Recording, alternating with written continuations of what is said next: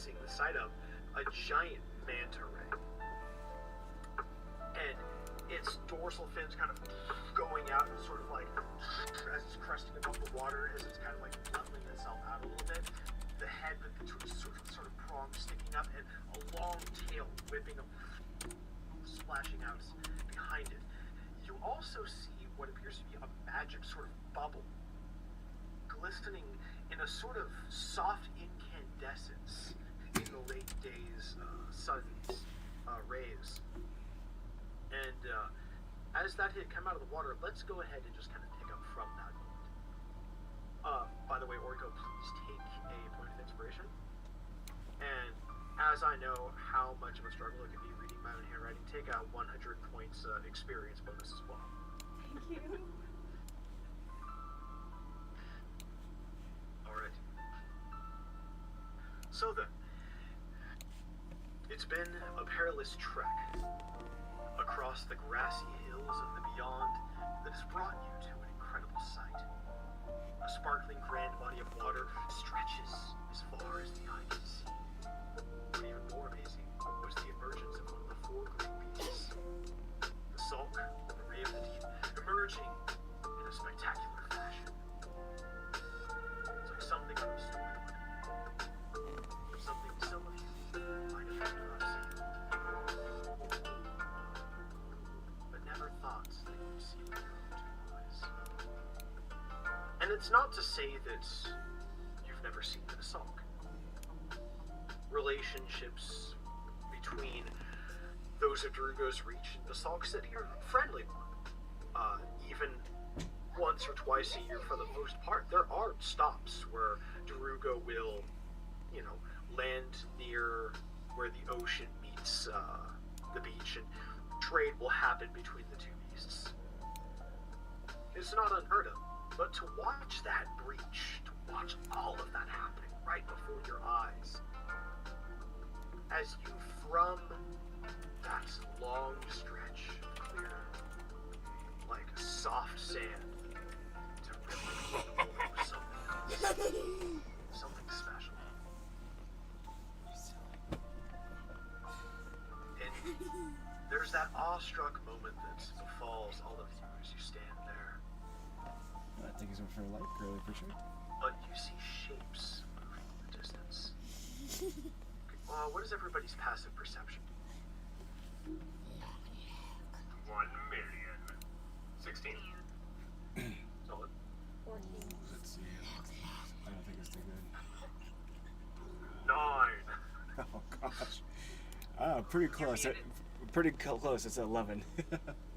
Okay, Torin and Oriko, can I get you guys to roll perception checks for me? Yes.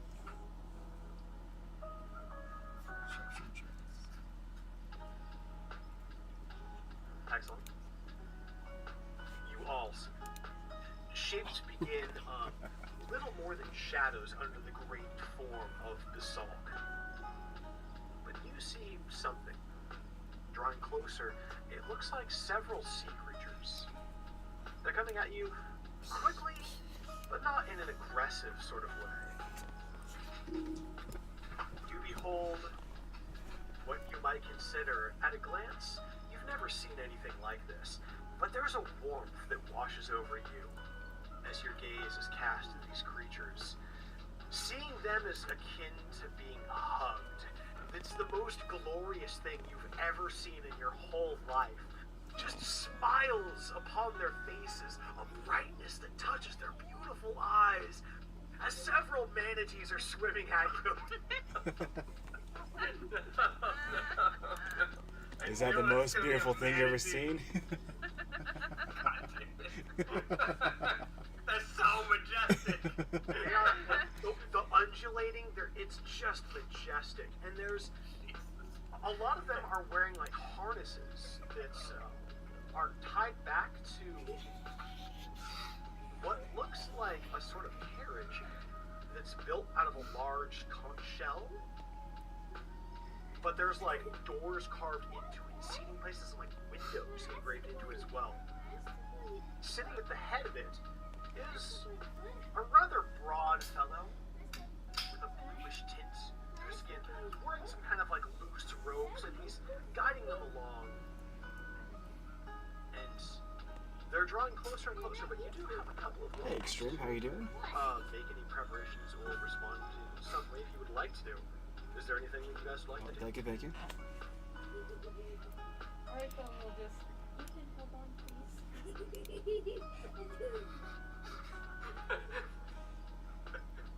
What are you doing? Orko will just kind of do a slight wave and then put her hand back down and just stare. So awkward. Yeah, just like, friend. Hi. You can see as the figures draw closer, You're cold.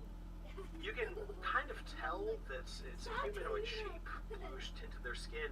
For those unfamiliar with it, there's a sort of semi-aquatic race known as Vidalcan. It appears that it's one of those. It's kind of got a roundish face, smooth, bald head. He's back. Oh, I'm afraid it's not Giles. I know. I just missed Giles. Oh, don't worry. I may or may not have something that works for that. Because I can steal whatever PCs I want, because this is mine.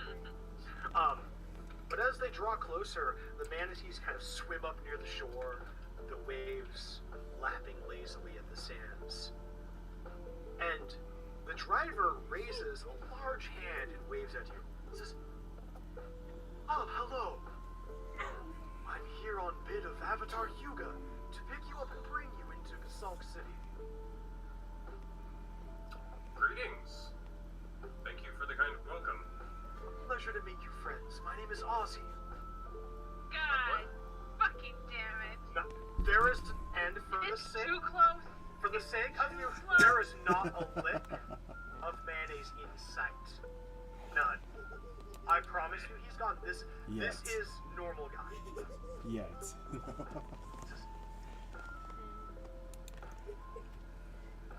Tellingly. So we're gonna go in the ocean, like, or what's how's this work? Hop on in, and I'll bring you over there with these lovely creatures. Ah, gotcha. All right, Costin. Yeah, you first. You know, we gotta make sure you get, everywhere to safe. You have to be safe. So I'll be right behind you. Climb aboard, and you can see with a jest, like he kind of like climbs out, and he's trudging through the water, and opens up and pulls and like pulls out this little like a sort of staircase that kind of comes down, and he kind of like goes and sort of helps you in. You start getting a little wet, but you look down and you're noticing his clothes are not wet at all, even though he is standing waist deep in the ocean. This is an interesting way to travel. I'm looking forward to it. A smoother ride to be had in the city. Trust me, once you ride with the Queen of the Sea, and he kind of like gestures up, you can see the Queen of the Sea like engraved along the conch shell. I can get you anywhere in the city fastest that you'd like to go. And it's always a pleasure to have such esteemed guests. But please, friends, come aboard. Can I interest you in some snacks? We've got some seaweed wraps. Oh, Sure, I've always been interested to trying new foods. Absolutely. Yeah, I'll take one as well. Yeah, that's good.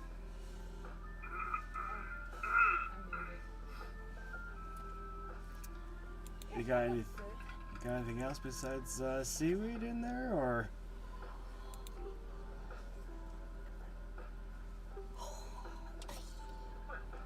As a matter of fact, I don't usually keep this, but I know that you're all journeying with very important guests. And you see him, he climbs up to where you've seen it before, and there's a small box, and he rummages through it, and he produces a small bowl.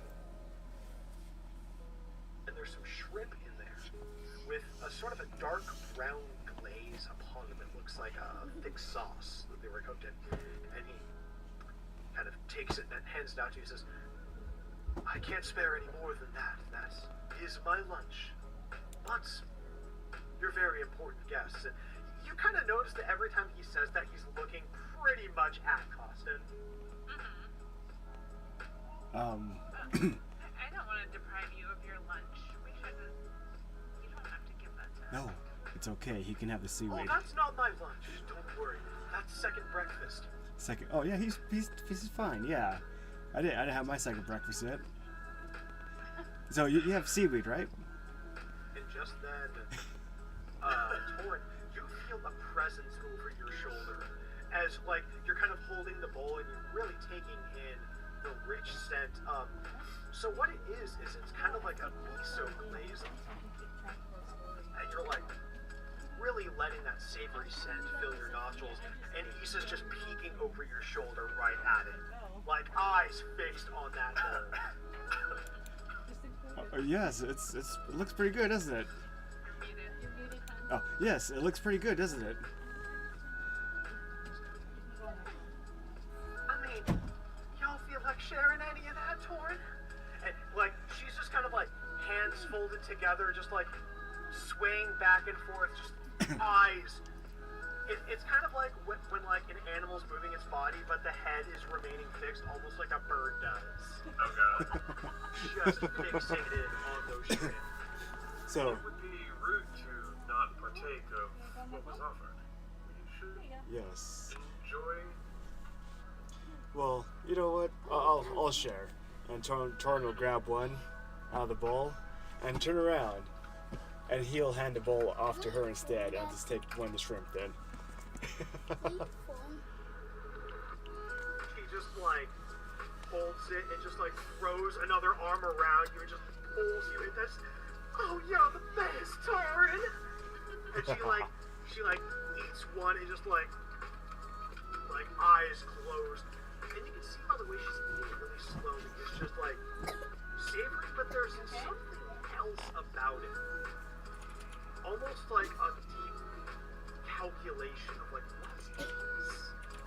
And then she kind of goes, and you're all boarded in there with a small bit of snacks provided to you, and you begin the ride to the Sulks. The whole time, like, Issa's having one, and then she'll, like, feed one to Torin, and she has one, and she feeds one to Torin. And then by about halfway there, she kind of gives a start, says, "Where are my manners? I'm so sorry. Would y'all like some?" And, like, offer some. You can hear kind of a chuckle from outside the front.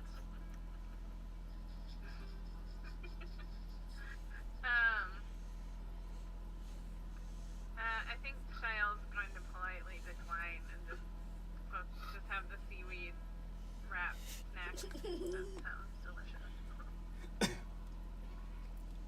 It's just too cute watching them share this shrimp. I can't.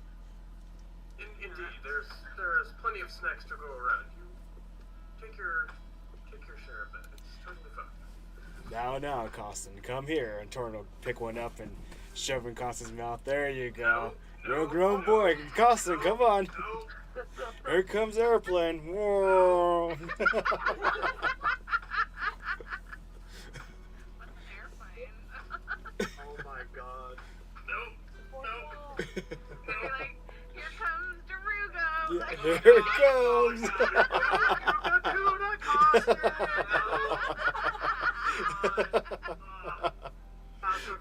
Costin, I'm going to, Hurt my back. I would like you guys to do opposing just dexterity checks for me. Oh, Is it going in the mouth? We'll find out soon. oh my god. It's going all the way. This is so happening. Oh god, 15. Everything that's happening right now. Okay, 15's the score to beat. Yes. You open your mouth to protest as you feel a cold, Dragon yet fingers. almost kind of sticky sensation enter your mouth. As you got this, like, it's chilled, but after you give a start, it's delicious. You've got a perfectly cooked shrimp that's been kind of chilled afterwards, and there's a rich miso glaze with strong umami. Unfortunately, that's paired with the scaly sensation of your father's finger.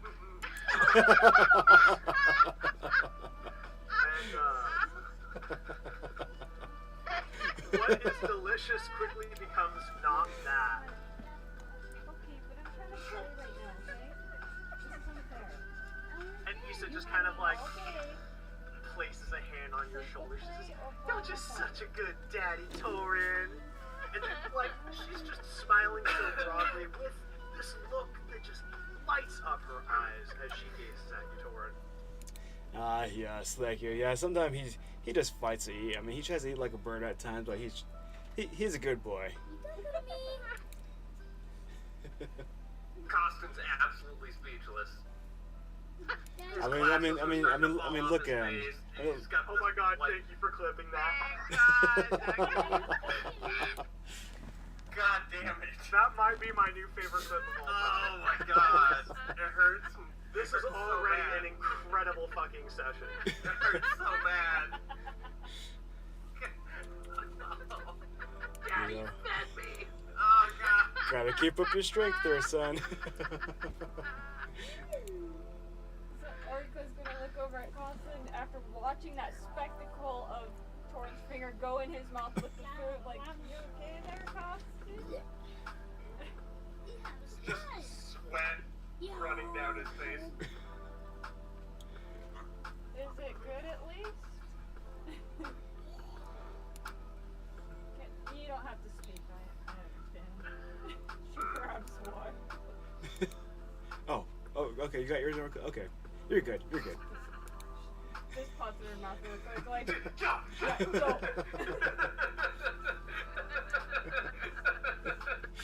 You can then see that, like, Issa, like, reaches into her pack and produces some, like, it looks like a little bit of smoked meat. She's dipping it in the sauce and trying it out. She offers a little bit to Torin. Oh yes, what is this? I'll take some. And I'll That take. sauce is good on a whole lot more than this here shrimp, I'd reckon. What do you mean? Well, I thought I'd try this on some of that smoked owlbear. Boy, it's right tasty. What do you think, honey? Oh yeah, but that's exactly what we meant. Yes, I mean it's really good. Yeah.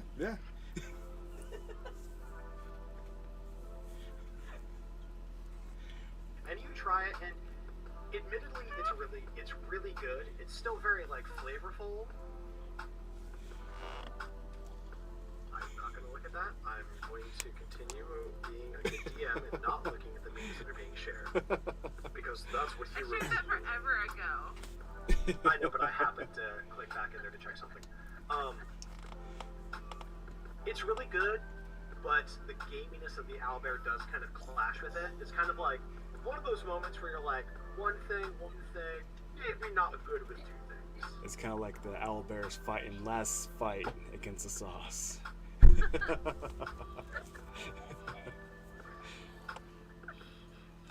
This is amazing. Recipe for this.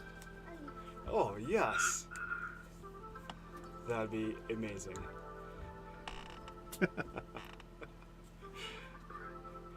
The rest of the trip in there goes pretty uneventfully. You get a chance to talk things over with Issa. You're speculating on some of the ingredients that were used in the creation of the sauce. The sauce, which is the boss. As they're during the trip at some point, Shiel's gonna lean over to Costin and just quietly say, if I ever learn the modify memory spell, I'll make sure that one's the first to go. You shouldn't have to live with that. Costin's just chugging a whole bunch of water. She's like trying to say it with a straight face, but she's cracking. She can't even like get through. Oriko's right in the face, just trying to, like, turn away. Costin, Yes. inwardly you wonder if you'll ever forget about Daddy's finger.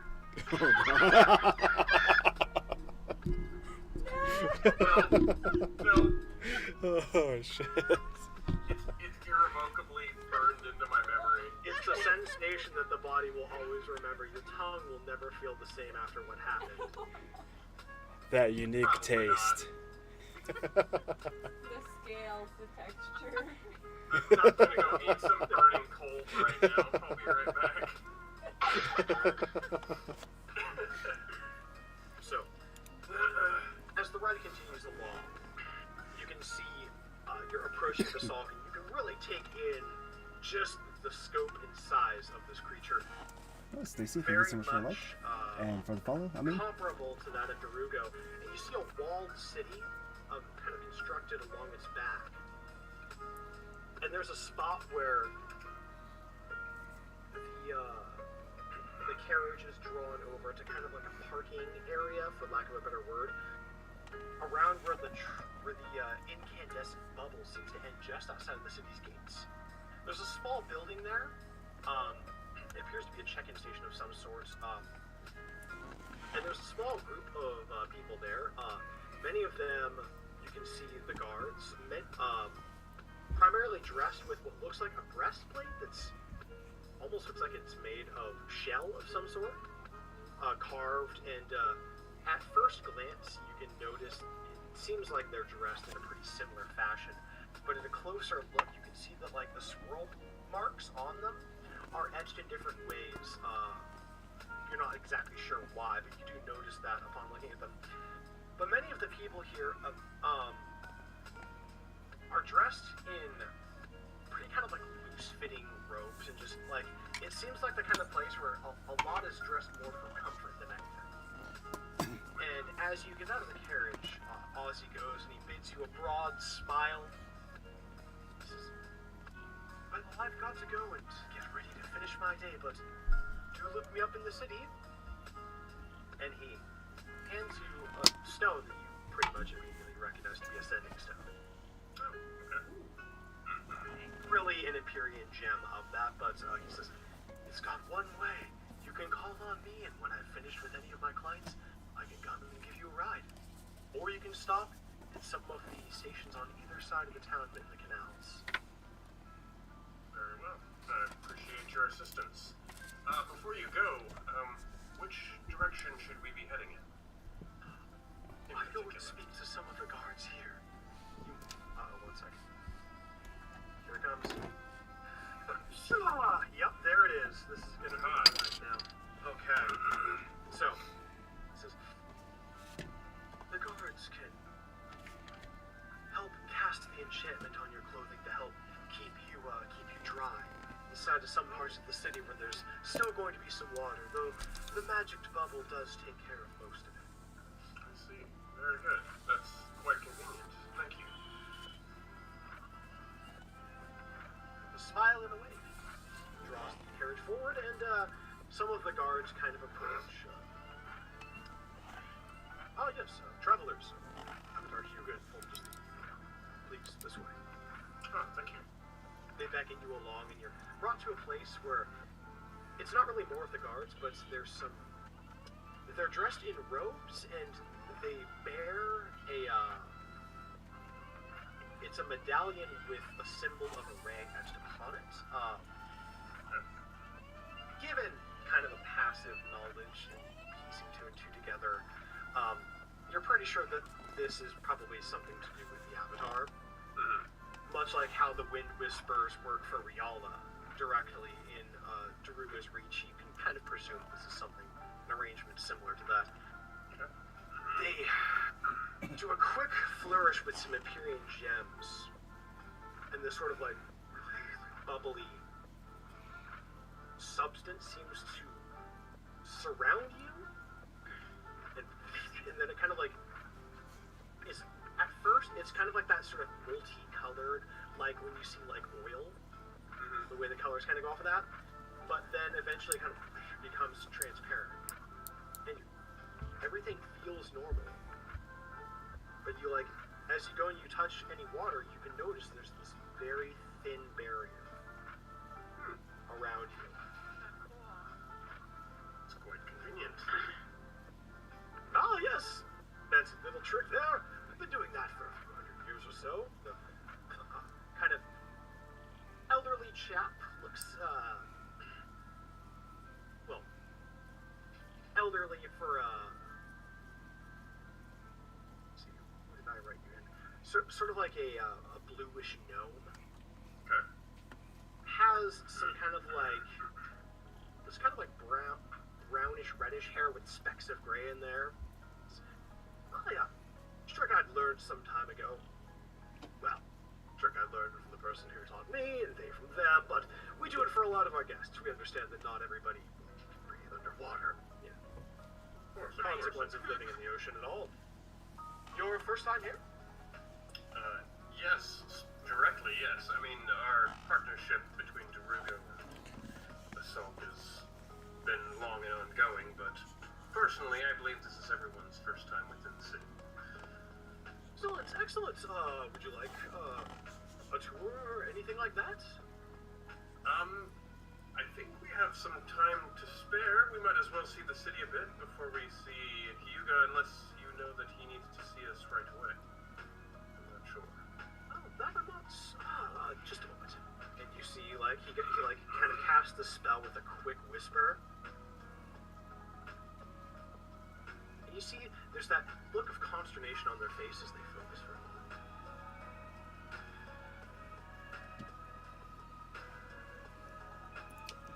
Very good then. Yes, Avatar Hugo would like to see you and your entourage immediately, if that's all right with you, of course. Of course, we can always see the... Best not to keep them waiting too long. Of course. If you'd like, I could arrange a carriage to bring you to town. Through the gates here, it kind of points off in a direction. You're honestly, at this point, you're kind of little off base. But he kind of points. He says, "Best to get inside of the city in the bubble before we descend below the surface again. The Avatar can be found at the temple at the far end of town. Carriages can take you there, plenty fast." Very well. Sounds good. I appreciate your assistance. Of course. And enjoy your time in Basalt City. And don't be afraid to check out our wares. Maybe bring a bit of commerce. It's been a while since we've breached the surface, so trade's been. Enjoy your stay. We will, thank you. Take care. Do you happen to remember? So, just a second here. Hold on, I'm not sure. Oriko had a question real quick. Oh, of course, yeah. Do you happen to know someone named, was it Koro? I already forgot his name. Yes. Yeah, Sure. Moro. Oh, Coral? He said he was. The name doesn't. It could be. People do travel in and out of the city often enough. The name doesn't ring a bell, but I'm sure if you ask around, somebody likely knows him. It's pretty tightly knit communities in there. Do you know which of the trade schools he attended? That might help narrow it down. He was a merchant. Merchant, yes. Well, let me see. You see, kind of like gets thoughtful for a few moments, and says, there was the Mercantile Center. And he kind of points back into the city again. If you head down the main road through the city, go along the left, you can find the Circle of Trades, a collaborative guild. I imagine if he was a merchant for some time, then somebody there might have known him. That's a good place to start, if nothing else. Thank you very much. My pleasure. I suppose we'll just head inside then. All right. So, wait for it. Wait for it. The big reveal. Here we go. Drum roll.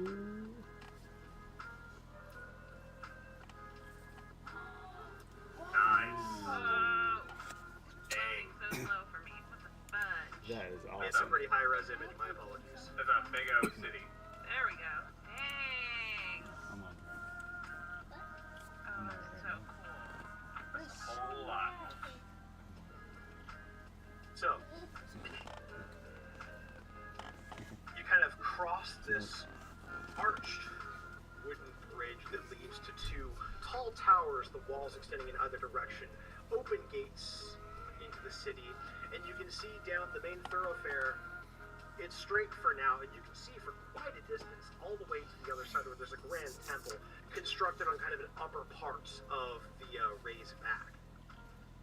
And looking around in your immediate vicinity, you can see that the main thoroughfare through town is just kind of like, it's like a stone path. There's a bit of foliage and things kind of lining either side.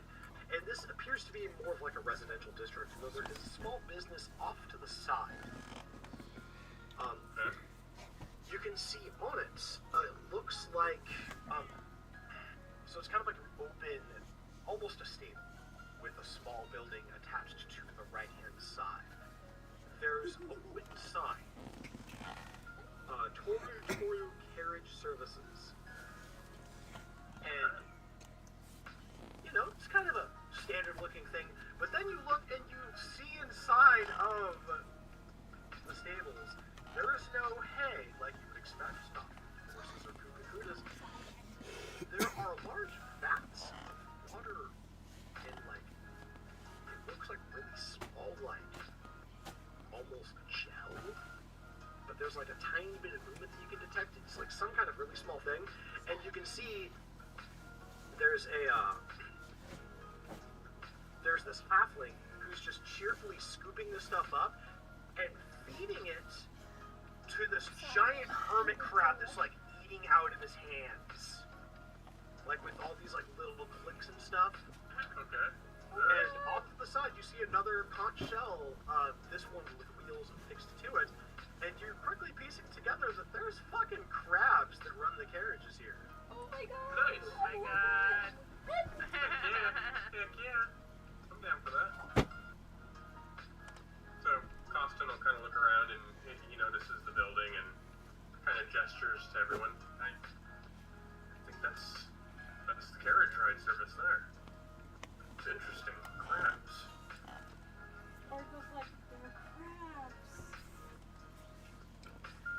Just fascinated with it. Thank you very much for the read there, Dork Tales. Let me give you a quick shout out here. Gosh, Sure to be here. Heck yeah. Hello.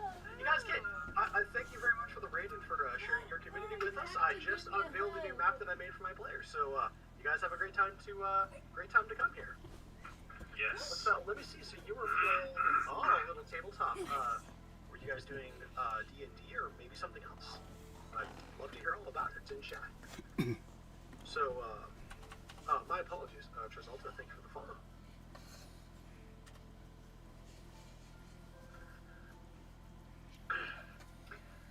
So Shael is kind of wowed by everything around her. She's like almost just like mouth open, like me when I walk into the Christmas shop.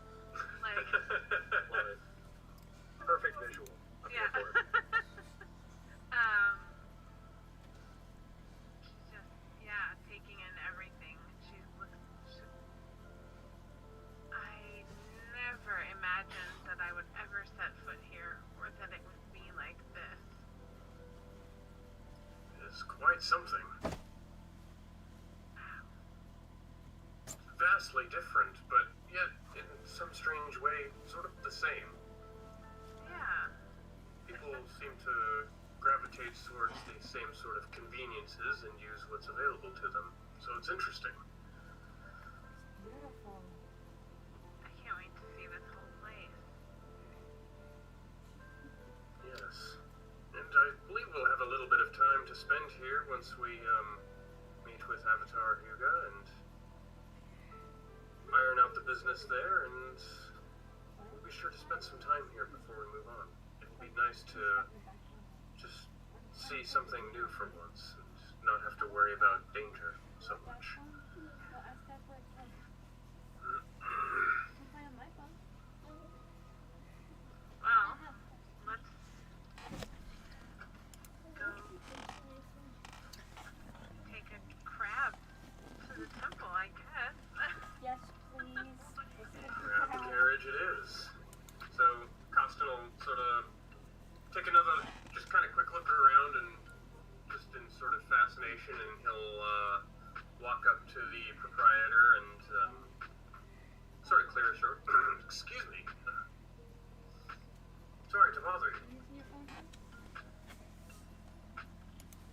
can see Yeah.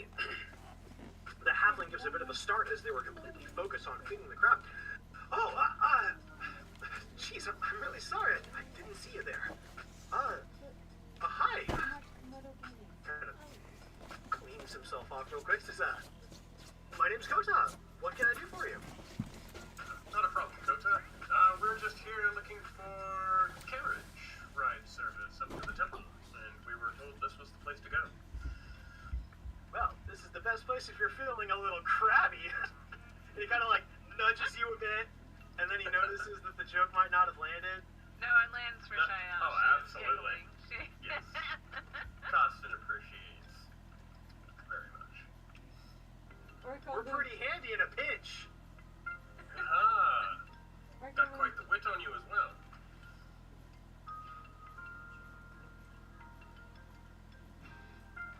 Oh, yeah, if you guys are just looking to get across town, I could get you there for 1 copper apiece.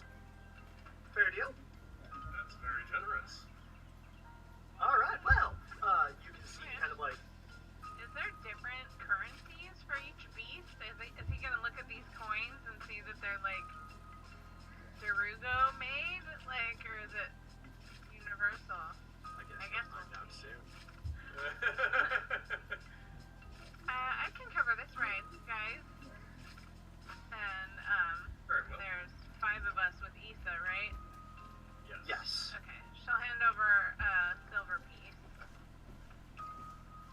Yeah, 'cause I don't have any copper. So she'll get change. He hands you back some change and thankfully doesn't appear to comment anything in particular regarding your currency. But you do remember that there is pretty open trade between this beast Yeah. and your beast. So, something to remember depending Like, on where is you guys this go. gonna be like where they hear our accent is not from here and they drive us all around town and run up the cab fare? Like, Yes. That's exactly it. So, that's a real thing. One trip to Uh-huh. Scotland, my mom told my brother and I, she was like, you guys don't say a fucking word in this cab. He'll drive us all over town if he hears your accents. Gotcha.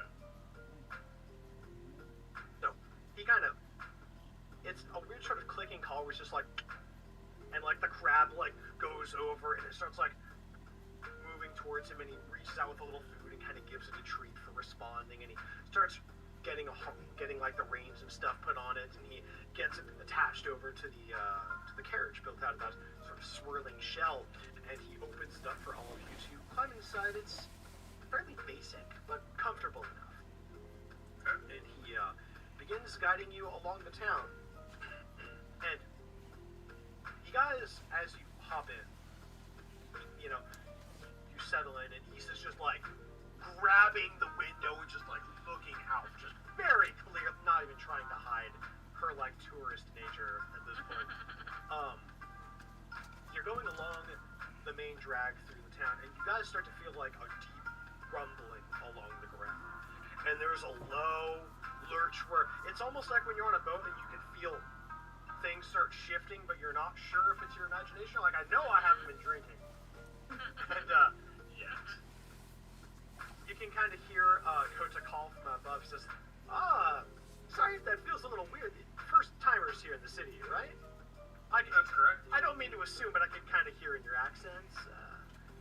Yeah, we're from, well, some of us are from Darugo's Reach. Real birds of a feather then, huh? Yes. You can say that. The rumbling, what is that exactly? I'm assuming it's the beast going under the water? Tell you what, hey, you guys want to see something really cool? Yeah. Of Alright, course. I'm gonna pull over, right? It'll only take a minute, 1 sec. And he pulls over, and you can kind of feel, you know, the carriage is kind of going along, bumping, and then you feel it kind of lurch to a stop. He says, come on, hurry! And he opens the door again, he's like, come on up!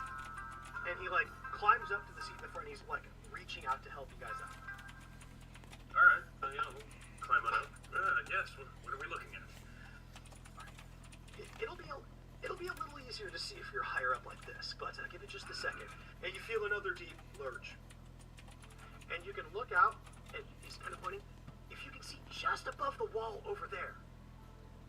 Look, being able to kind of make out the ocean. And then it's getting higher and higher and higher. You realize you're starting to submerge under the water.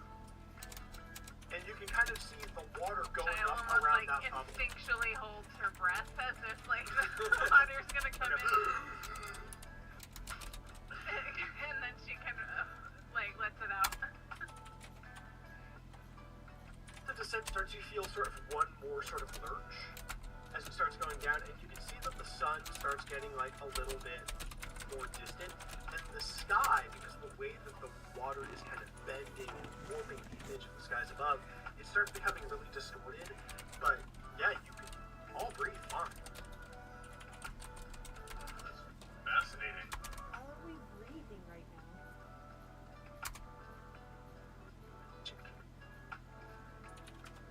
No, really, it's magic, it's a spell. Lord Basalt, he keeps an enchantment over here. Some of us can breathe a little more easily than others underwater, but we kind of set this up for us to look after everybody. Pretty good fella.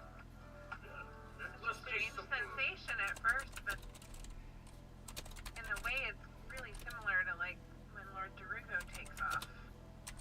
Watch this. Give it just a few more minutes. You're gonna love this. So keep watching down there, and he kind of points along the road.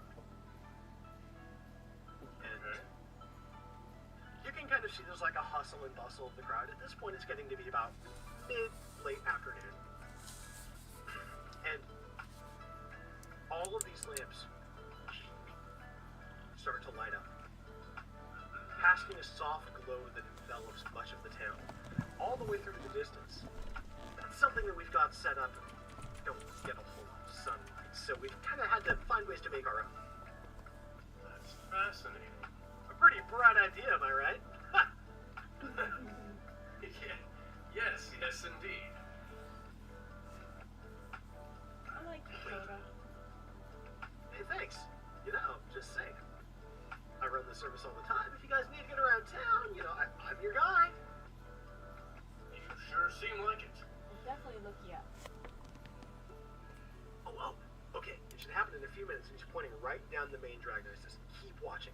It should happen. Usually it takes him a little while after he makes a dive, but eventually he's going to level out. And that's when you're going to see it. Okay. You'll see. Trust me. And a few minutes pass. A few to 5 to 10. And then you kind of feel another sort of movement. And almost as though everything's shifting, you look up, and the main road seems to go up almost to a hill, and you can't see the other part of town now, except for the top of the temple, which crests just over the now existing hill.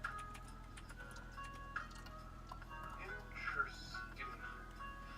So it seems like the city is built to accommodate the movement of the Great Beast. Yeah, pretty cool, right?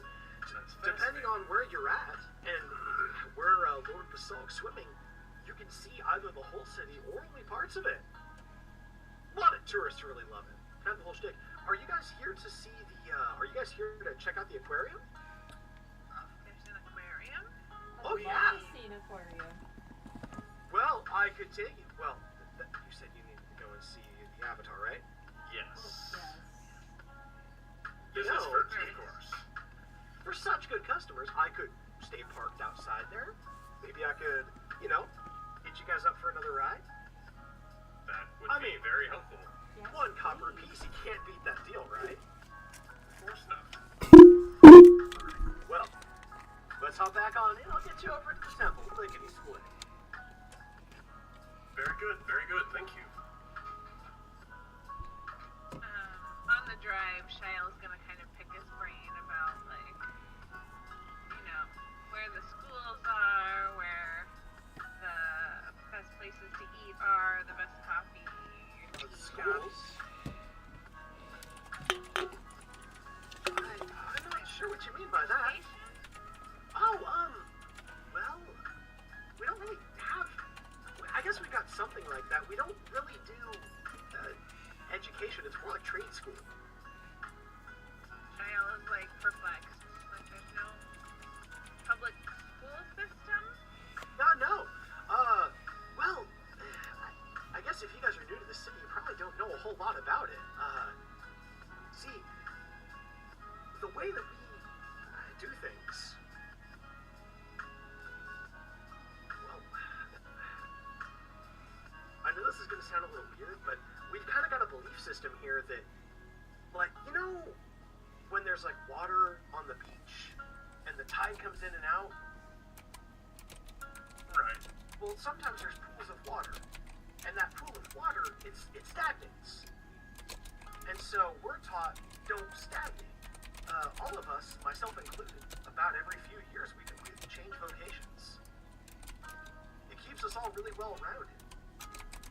And to prepare us for that, we have a variety of trade schools that we have everybody go to. And our youth also serve in the guard for a little while. That way, everybody kind of gets to know a little bit about everything. So do you just accumulate titles then, or what do you go by? Titles? Titles, Well, go ahead. As far as a title, whatever we're doing at the time, I guess. So you don't just go by one title, you go, or several, you just go by what you're doing at the time? What You if guys you go find by what? something you really like to do and you want to do that for a long time? Well, I mean, there's a few people that do stuff like that. There's not a fella, I didn't really know him, but, there was back over in the Circle of Trades, there was a guy, I can't remember what she said his name was. Koro, I think? Koro! We know Koro. Yeah, You know? I didn't know him very well. My friend, she knew him decently well. They grew up together. Yeah, she always tried to get him to change careers, but he really liked being a merchant, I guess. Kind of an odd one. Can't That's see a doing fair that. assessment. Yeah. Has a real tendency to make a lot of shit up too. Interesting. You learn something new great. every day. Here we thought we were so prepared to be here in Basalt City and we'd have an idea, and turns out it might all have been Not true. stories. Yes. I'm sure some of it was true though. I don't know the guy myself, but I mean, maybe he said some true stuff. I don't know. Well, it's always better to learn things firsthand anyway. Now, if you're looking for a place to eat, I myself, I'm a fan of Bo's Bubbling Boil. What's that? Oh, Soup? well, Bo runs, he does like a lot of, I guess, what would you guys call it? Do you guys, I don't know, do you guys do seafood boils up in the sky? Rarely. Yeah, it's sort of a scarcity considering our situation. We probably get most of it from you.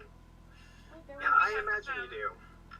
Some small, like, fish farms, but it's kept pretty tight so that we don't run out.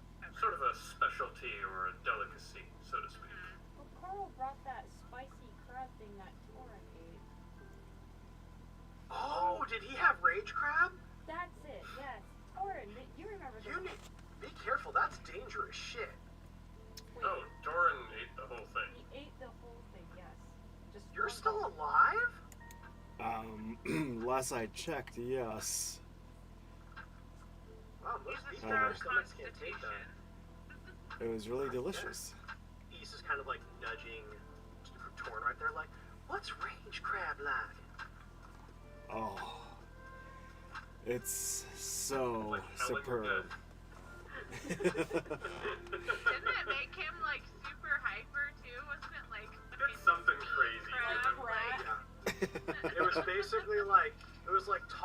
smell and cocaine in one. Taco cane. Taco cane. A dangerous combination.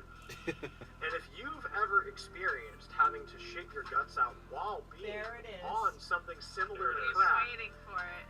you can experience that any day by playing the game that is our sponsor, Raid Shadow Legends. Enter promo code shitting my guts out to unlock a new champion today.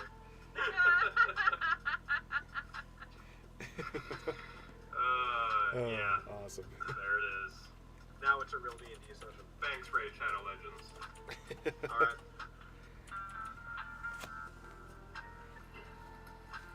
So, and then you were going to ask about places. So, he says, so Bo's Bubble and Oil. They do things like a seafood gumbo. They do like crab oils, seafood oils, jambalaya, stuff like that. Sounds like Noodles dishes in that? in a large pot. Crab Noodles, fries? I think he does have crab fries, actually. He doesn't have them in stock often. We don't always have potatoes here. I've only heard of this legend. Yes. Though, if you're looking for noodles, I mean, not necessarily. I'm trying to wrap my head around the concept of just boiling the seafood and no starch. Is there potatoes in it or noodles? You said there's not much potato. no, when we could get it, we like to throw some corn in there. Corn. It's actually really good. It's got the juice. It has juice. It has the juice. Great session, everybody. We'll read the juice. Yeah. So, he says, that's my favorite place. I like to get a good portion. Bo's a really friendly guy. Maybe we'll try that for dinner. Is it expensive? Oh, no, it's pretty cheap.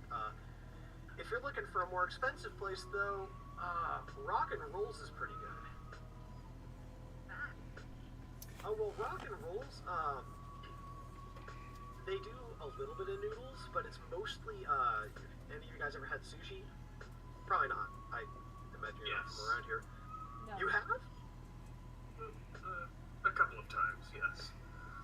Oh. Really expensive and Rugo's reach. Unfortunately, yes. So he's the only one that could afford it. It's a little spendy here, but it's pretty good. No, that's Daddy's Rika Brook. does some really good work. It's definitely worth it. We'll have to have some more here. Trust me, Rock and Rolls definitely rocks. Not See paper, what you did there. not scissors. It rocks. He would import his fucking sushi via wizardry. Teleport places sashimi. Daddy, I would like some sashimi. Could you use your money to make it appear? Daddy, please. Can I have some more? Let's, was there anything else you guys wanted to ask about during the ride?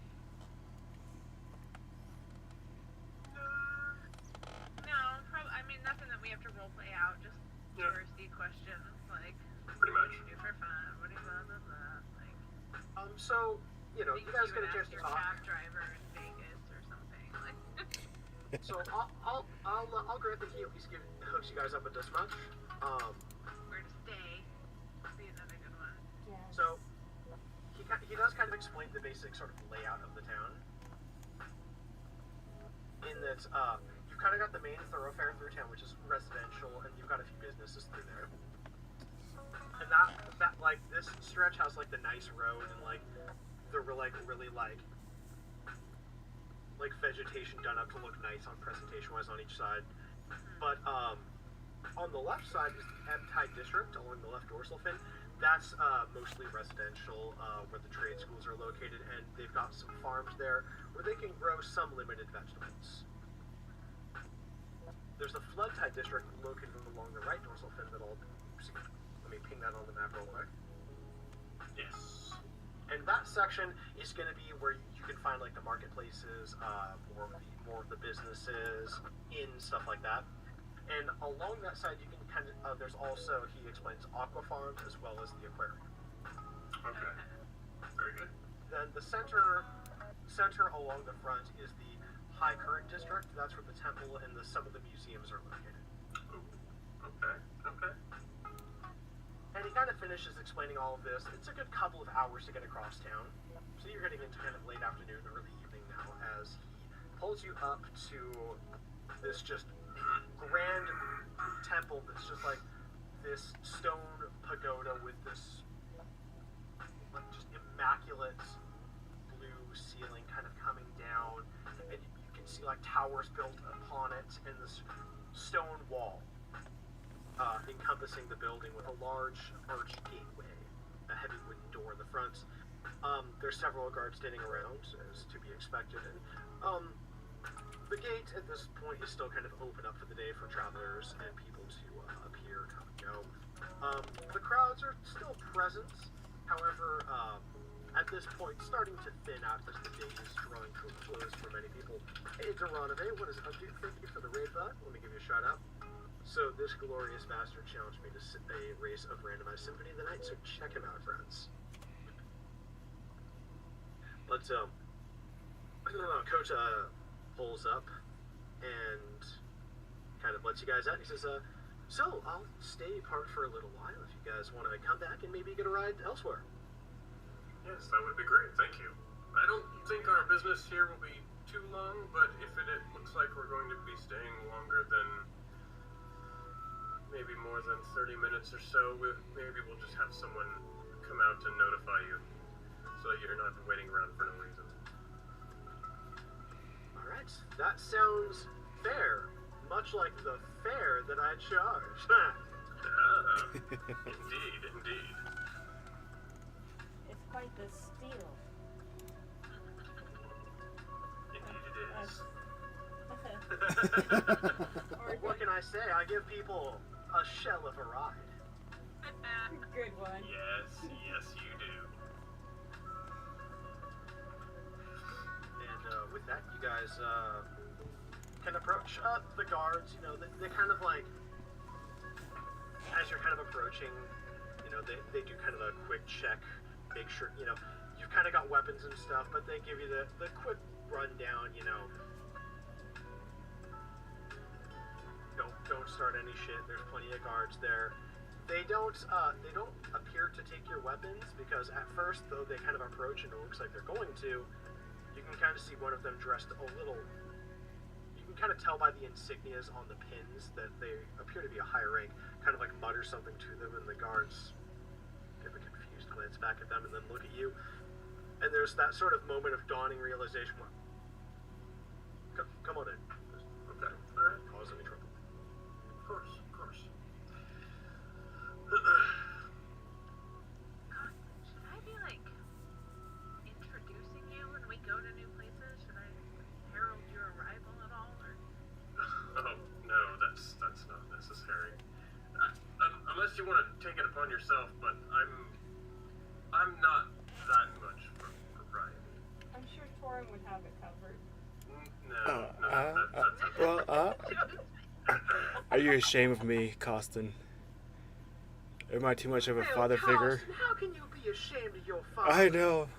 This is shame of me. Don't look at me. Look away.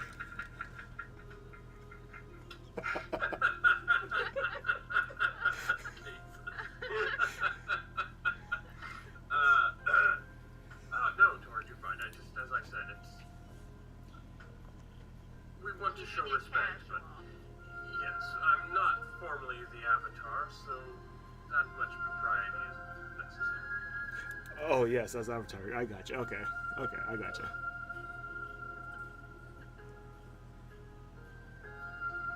So, yes, we'll head on in and just kind of look around as I'm moving towards the center of the temple, which I'm assuming where I'm supposed to go.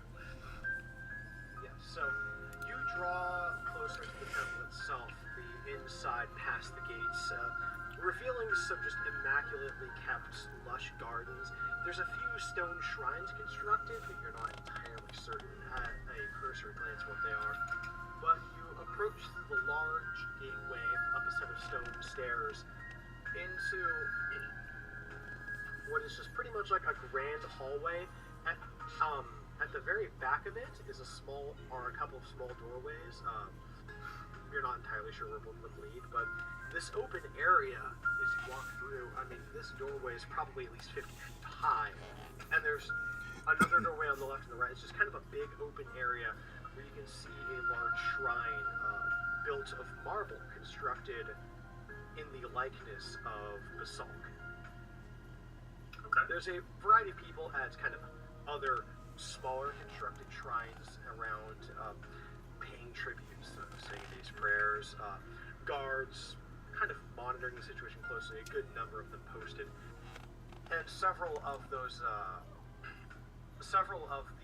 others, the kind of servants of the Avatar that you can kind of tell by the insignia on their necklaces that are just kind of going about and helping people out with things here and there.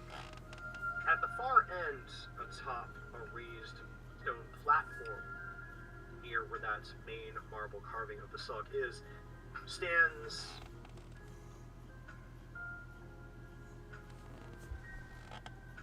it's not, he looks elderly, but not like overly so. Kind of like a man who's, we're talking 50s in appearance. Okay.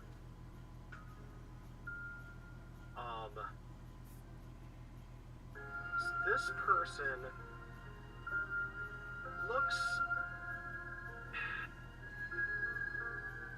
how best to describe this? Humanoid, like hair and everything, but rather than ears, there are fins coming out. For those unfamiliar, it's a triton. Okay. Is he hot? Oh yeah. They're all Let's hot. just say he's like an under-the-sea silver fox. I was just gonna say he's Yes. probably a silver Like fox. Ariel's dad, like King Triton. It's canon now. As we get older, that's what we watch in The Little Mermaid for. Exactly. Not Prince Eric anymore. I always watch it for King Triton. He's definitely not like as cut as Triton, but like he's like, if anything, he's got a little bit of a dad bod. But like it's the way he holds himself and presents himself. There's like almost an elegance about him. And he's dressed in just really fine robes. And, you know, much like the servant's wears, his is a bit bigger and more prominent, that rather large necklace, depicting Basalk. Okay. Flowing robes of an almost kind of teal, like a sort of like sea foam almost. And he's kind of like speaking with people, and you know, too far for you to really tell what he's saying, but like, you know, kind of speaking, and then offhandedly looks up and meets your eyes, kind of politely speaks to the others, and kind of seems to bow out of that conversation before approaching the five of you. Alright, so as we're walking up, I see this, you know, well-dressed individual who seems very prominent in this position here in the temple, and kind of putting two and two together. Costin will kind of slow his pace a little bit as we're walking up, and kind of nod his head a bit. Greetings. We've just arrived in from the outside. I am the Avatar parent, Costin Gamwitz, and this is my entourage. Pleasure, young Costin. And he kind of gives this like deep and formal bow in that moment. I am Avatar Hugo by the grace of the Sulk. Thank you for having us. Of course. Your pilgrimage, is it going well thus far? It's been arduous, but as you can see, we've more or less fared well enough to stay alive thus far.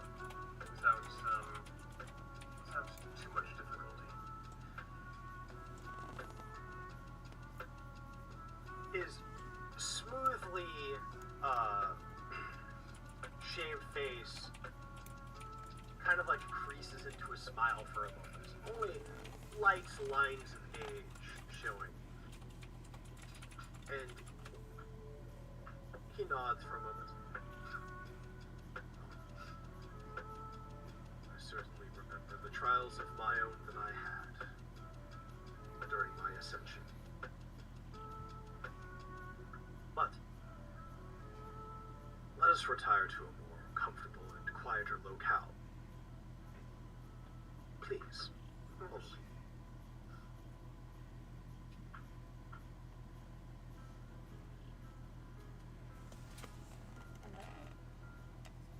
So, he guides you along, and a couple of the servants follow kind of along on either side of you as the 5 of you are guided to one of the doors going into the back.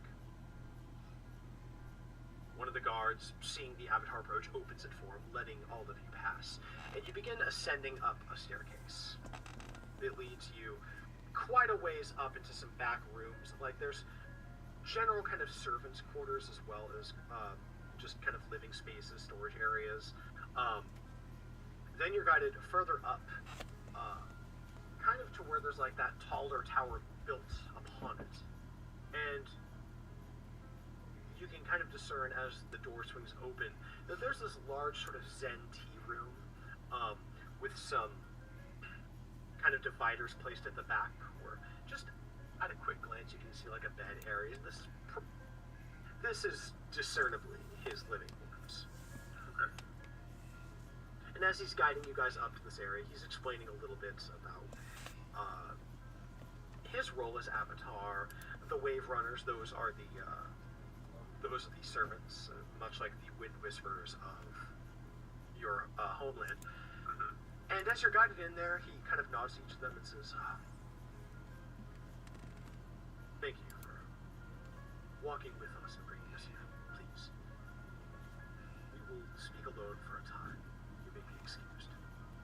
The others give a deep, respectful bow and close the door behind you.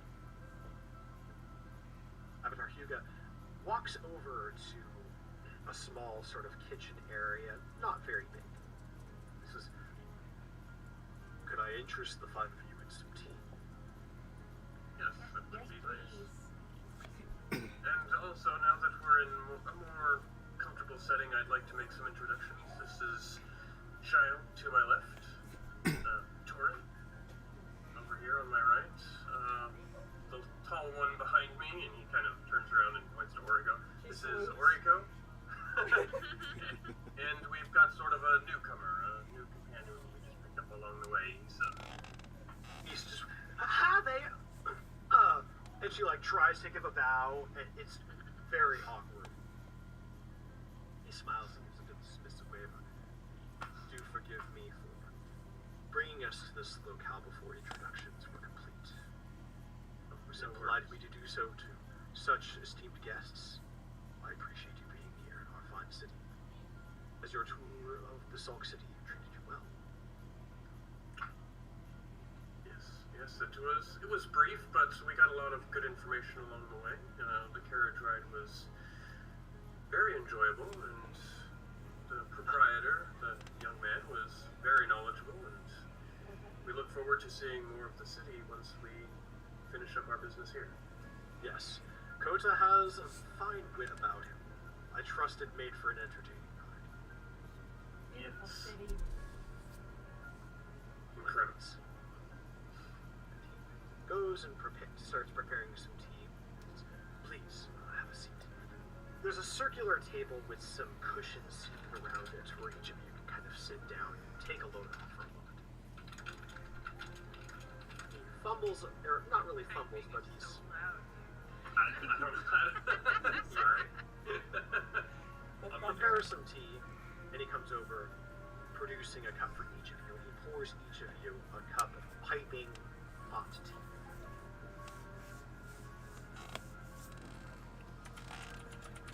Thank you, Fred. Greatly appreciate it.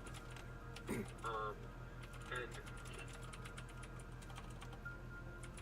taking, there's kind of like a smaller piece of wood so that it doesn't necessarily like damage the table, that he places the remaining kettle on. And he seats himself very properly on the opposite of all of you, kind of around the table. Green Dragon Jasmine. One of our specialties. I do hope that you enjoy it.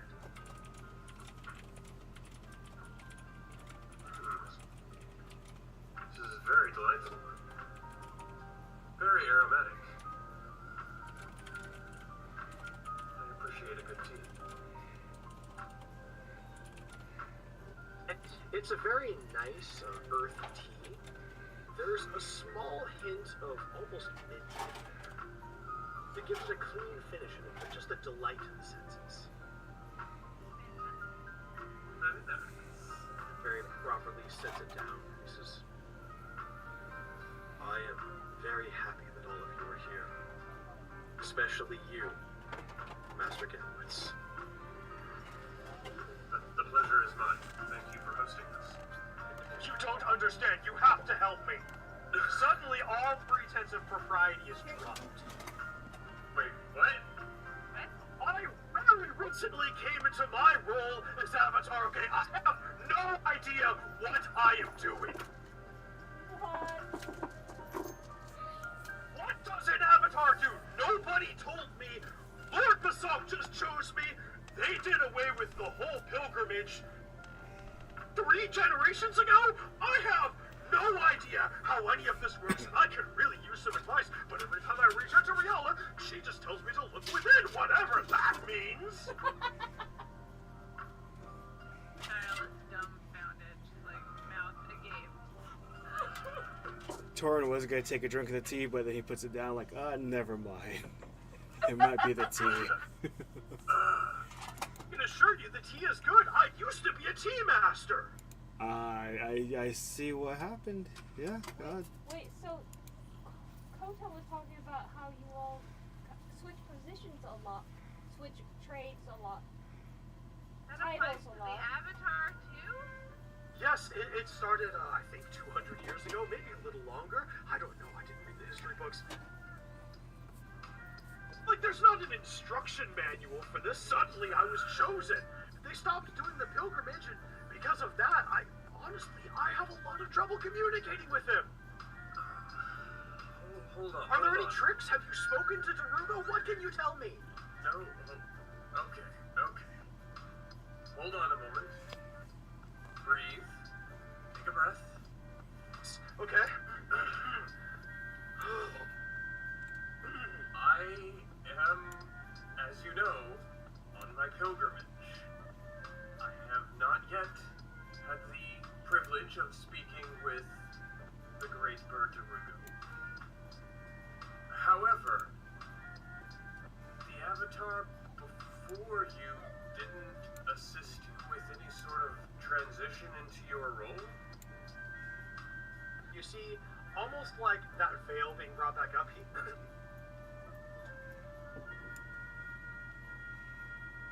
can be a rather abrupt transition when another avatar is chosen. It used to be, as it was in Darugo's Reach, that one would be chosen by Lord Basalk, a pilgrimage would be done, and through that, they would gain deeper understanding and ability to communicate. Alas, I fear that in our fixation with ever-present change in our interpretation of the Great Ray's teachings, that some of our traditions have been lost, and it's enacted a bit of a cost, to say the least.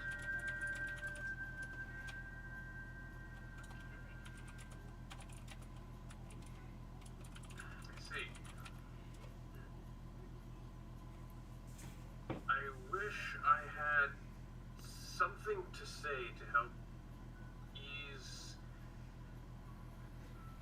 your mind and assist you with this. However, this is not, unfortunately, our culture and our way of life, and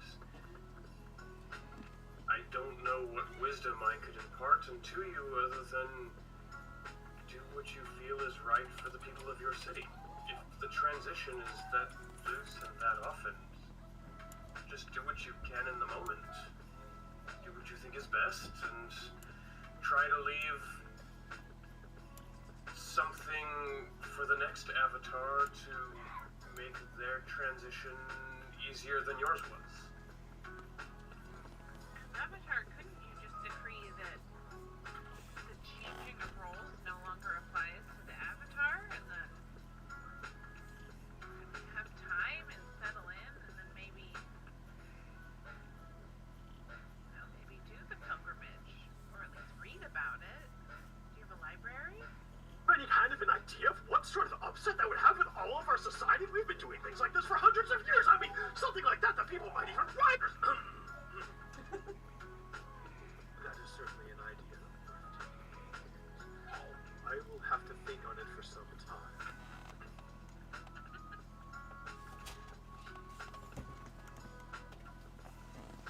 At any rate, Riala did reach out to me, Austin. We will be descending further down so that we can continue your pilgrimage. Mayhap we might linger for a time after you're done, that I might go there too. Maybe reaching one of the ley lines might help me in understanding my role as Avatar here. Or even start a journey of my own, and as your friend said, that I may get a chance to start a pilgrimage of my own and maybe restart a tradition that's been lost in the years. Always make that the first step. If tradition is lost, I can only impart the little bit of wisdom I gained along the way to help you with yours. If that's something you want to pick back up and continue with your people, what's the least I could do?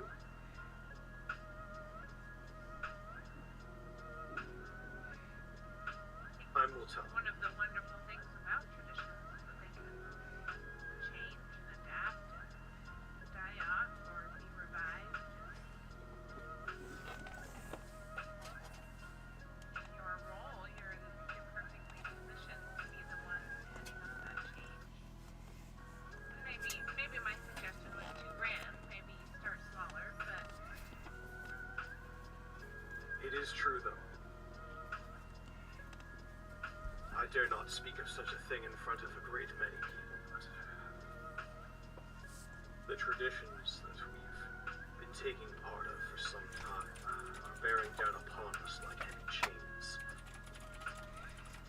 Always seeking to change, in irony, is causing us to ever stay more the same. But enough about me and my troubles. Are you all aware of where your next stop will be? Do we remember? are we? You remember? I don't remember. I'm pretty sure my character does. Now that is a shame, young Costin, for any who journey to this land, not knowing the next step of their pilgrimage, shall be subjected to the big wolves. Alright, bring him on. No, so he kind of takes a moment, and seeing the blank glances on all of your faces, he absolutely just cuts a smirk at that. To be young again. Jesus Christ. The next stop is Daddy's Dungeon.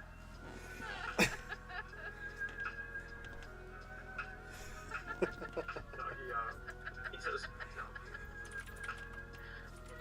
I've already communicated, limited in my capacities, it is, to Lord Basalk that you are here, and he is now descending to a place called the Coral Deep. I warn you, there are treacherous creatures that do lurk within there, but as you and your entourage have already completed one chapter of your pilgrimage, I trust that you will be fine in your journey down there.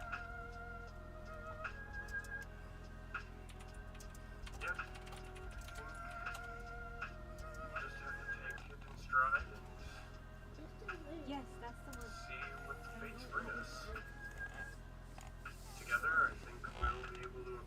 anything if we put our minds to it.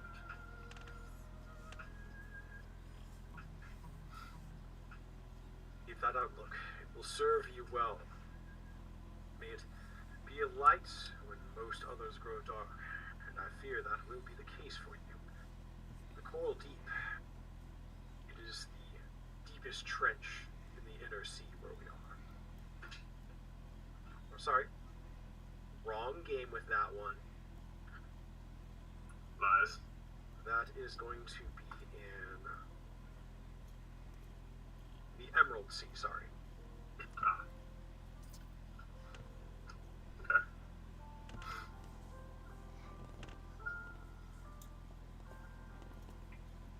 Do you know much about this location that we're going to? Considering we're going deeper into the ocean, I'm assuming the locale is submerged? Or is it enveloped in some sort of magical dome such as this that keeps the water out? It is submerged and quite deep at that. Lightless and dangerous, with many beasts lurking in the waters. We can provide magics to allow you to breathe underwater for that expanse of your journey. Very good. That was going to be the next question, I suppose.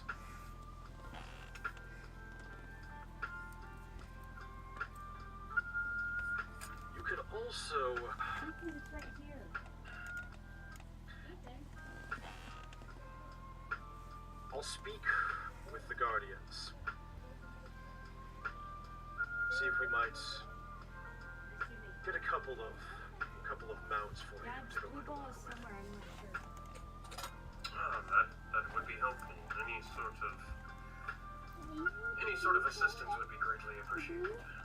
Though I know that we're supposed to undertake, or at least I'm supposed to undertake the pilgrimage and use as little assistance as possible navigating a completely foreign location such as the bottom of the ocean would be outside of my purview. Yes, of course. No, not there. But we should arrive there in about 2 days' time. Please enjoy Basalt City and all that we have to offer in the meantime. I've already spoken to Riala. When you finished that leg of your journey, and you return to the city, we will head back to the surface, and from there we can get you back to your home. Thank you. That would be greatly appreciated.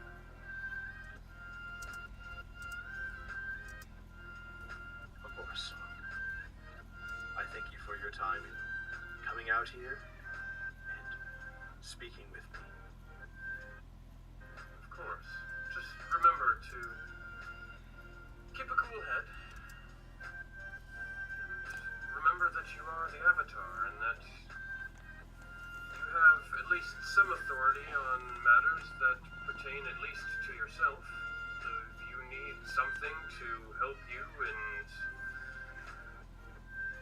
the ways that you operate your city, then do what you need to do. And once again, the mask just drops as he's like, oh, I really hope that I can figure things out. This is so stressful. I swear, just becoming Avatar even come with vacation days. How am I supposed to handle all of this? It's so hard. Well, you've made it this far, and your people seem happy from what I've seen so far, so you must be doing something right. She has a point. Yes. I'm also hoping that maybe you could, and actually if you could maybe talk to Rialdo or someone, I would consider it a big personal favor. That maybe the Darukians might be willing to visit, bring a bit of commerce. We've been submerged for a greater time than usual. I'll be sure to bring it up to her. As the two beasts will be meeting here not too long from now, it shouldn't be a problem. Tell me. The Hypogeans. Have the attacks been worse for your city as well in recent times?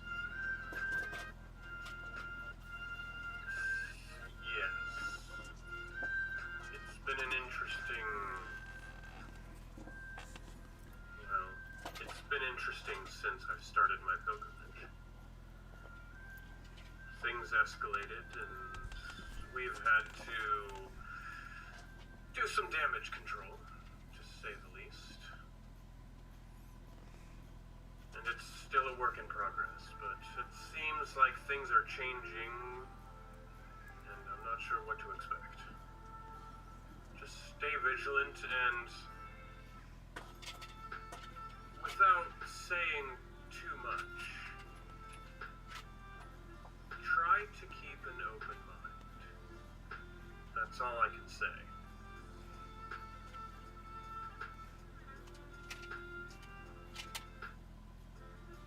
Yes. There were attacks near the surface for some time. That's why we spent so long submerged, I fear.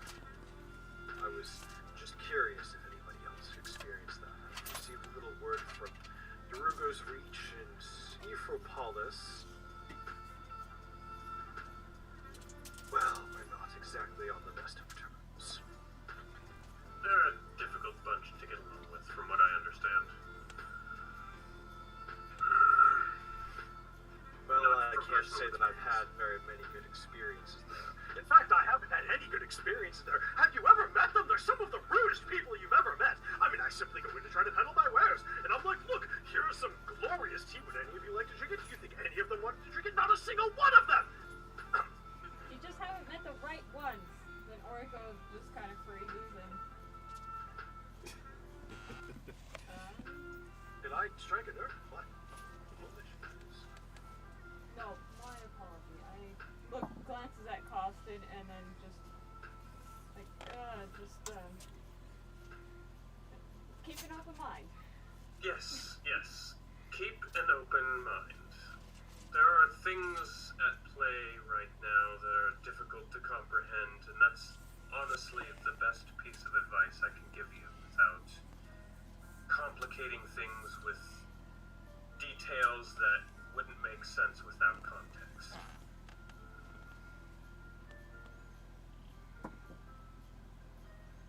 Opening chat here.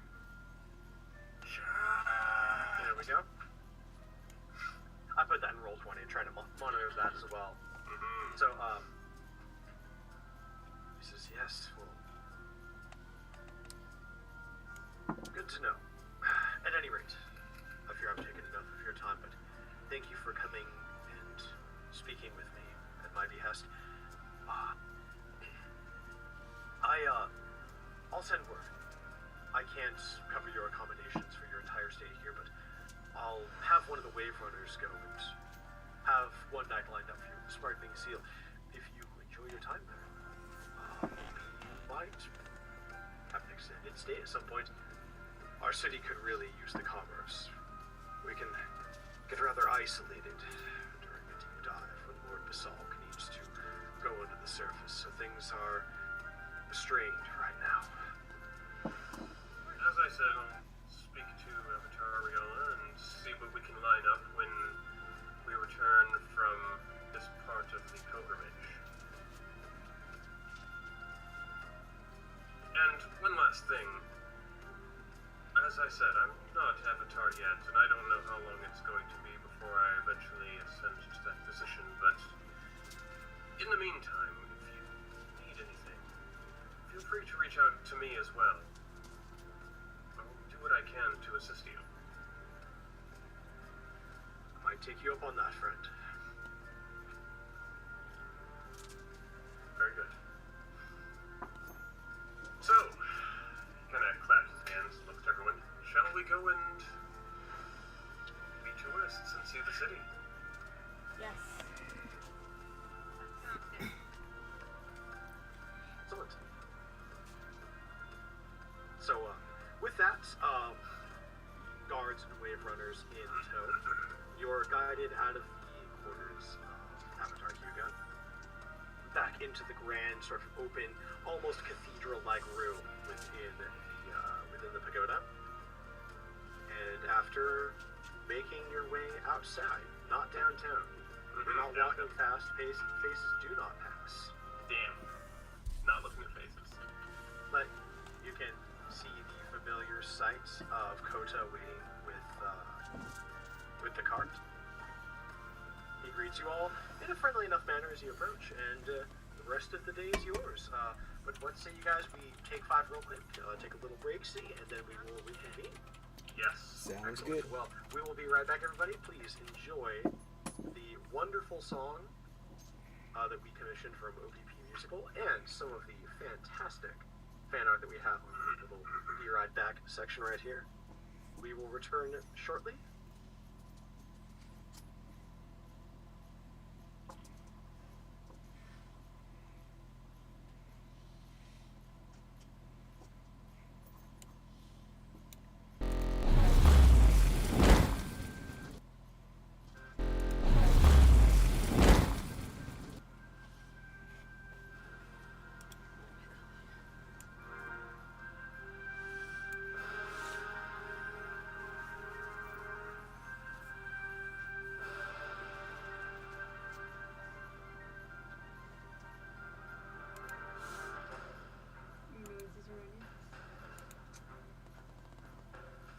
Alright, be back everyone. Take a quick break.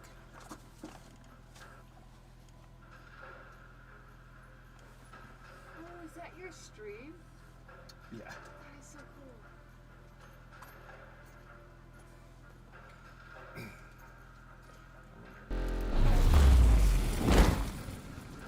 I'll be right back.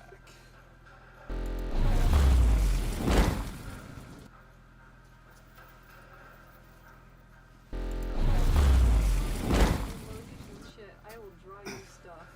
Oh, hell yeah. Alright guys, we'll be right back, taking a quick break.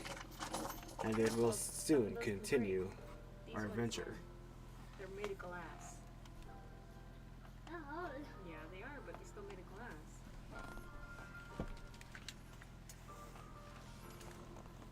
I need these elements. I need the actual salad. I want to do Katie's makeup for fine. I want to give her giant wings. Shoot again. Pretty cool makeup. I'm doing black wings outlined in white.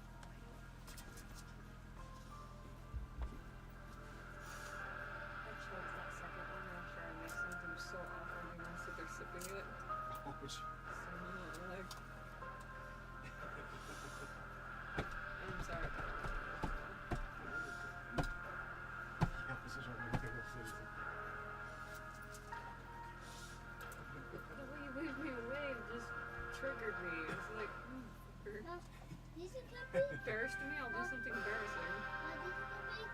No, those are mine. These are.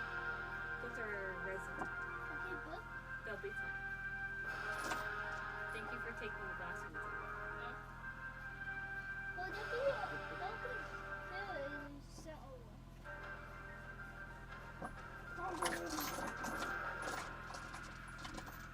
What does that sound like?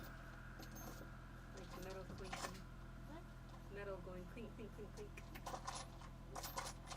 It sounds like a wave.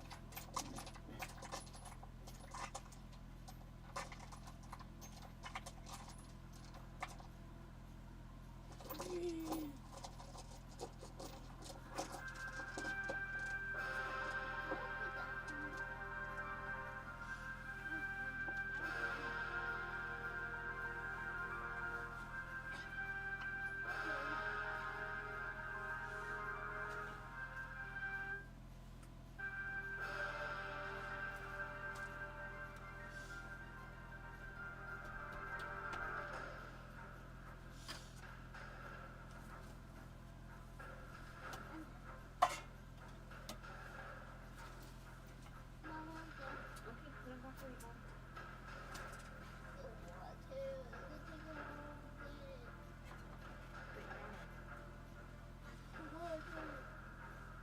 You pick them up, you put them back.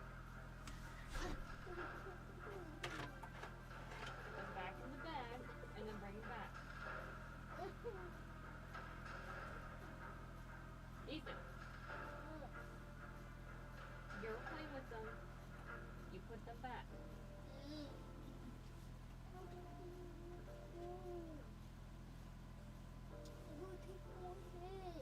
Ethan.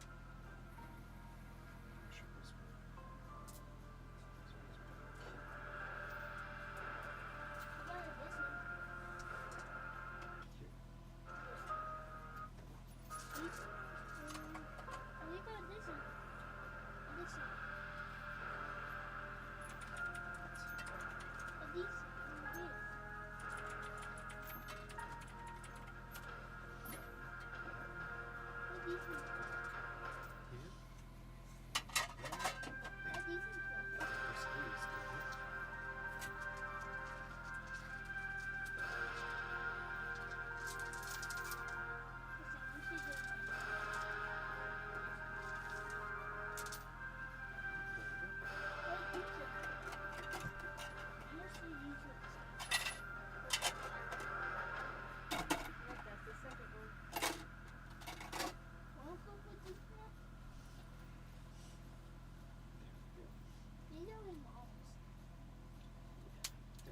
Okay.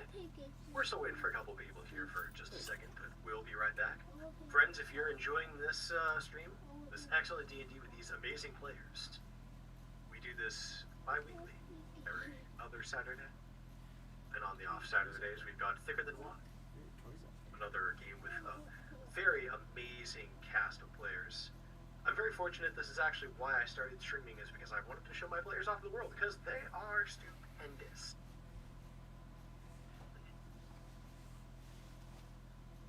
But that's not all. Let me give a shout out to somebody here in chat as well. So Kathios, the one who's playing Costin, is also a DM. And on bi-weekly Fridays, he runs a game that I happen to play in. So if you ever want to see the tables get turned and me curses some dice, stop on by his channel and check it out, friends. It's great. Ronick is fantastic. Ronick is going to inevitably die. I'm going to do some kind of like baller self-sacrifice move at some point. It's going to be great. I won't let you. You think you're in control, you son of a bitch? Damn you, Nick!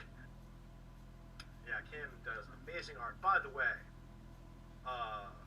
friends, if you are here at the end of the stream, and I hope that people do want to hang out here until the end, I do post credits for all of the artwork that we use in the stream, all of our assets, and one of the most important ones on there who is credited is our very own Oriko Kim here in stream. Is an incredible artist. She does great work. She works super fast, extremely accommodating. I've commissioned plenty of artists in my time, and good God, I think she might be one of the easiest to work with. So, just saying, if you need art, you can do a whole lot better. Give her your money. Give her all the money. Give her your money. Let's go RP Cam. I think they've seen the city enough. I think we're okay. How's everybody doing? We feeling good and ready? Wild little riding. Ooh yeah. All right. Are So, we ready for background music? hit me.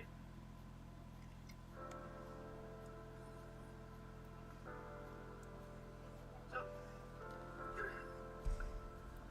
you once again stand by the carriage, drawn by this really enormous, like twice as big as a person, like bigger than a horse hermit crab. It's like, so the shell is like, it's partly in the shell, but it's like a really big shell, so that like you kind of like go up a couple stairs to like get up in the sort of upper part where it's not really quite in there. But yeah, Kota's sitting out there, and he greets you all with a friendly smile and a wave as you approach. Hey there, everyone. You guys feeling like you want to go somewhere else? I'd be happy to take you anywhere in the city. How about that aquarium?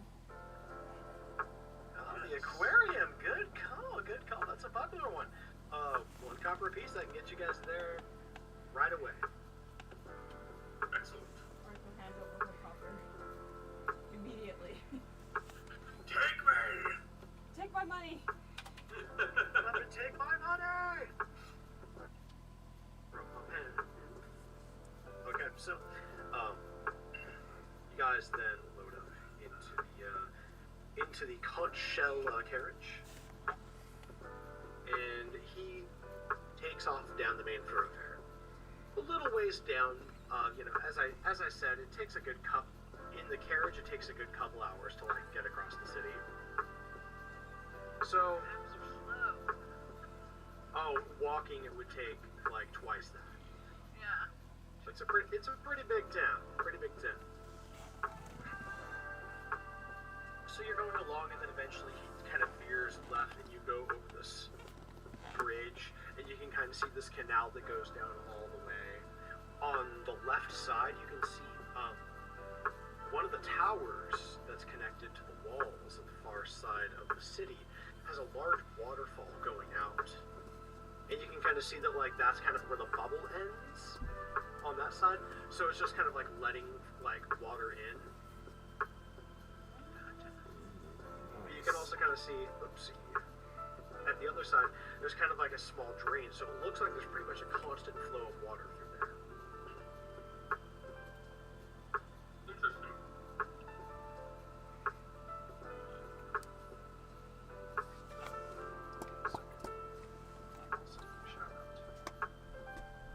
Andy here, who's another incredible DM that you guys should check out. So if you're looking for more DMs to watch, check out that one, Andy's Nerd Corner. So after crossing the bridge, you kind of go through a very busy, bustling area where there's a lot of merchants, and you can kind of hear that familiar, aggressive shouting of a lot of people wanting to peddle Oh, wares. hippie guy, how you They're doing? ultimately going to be really similar.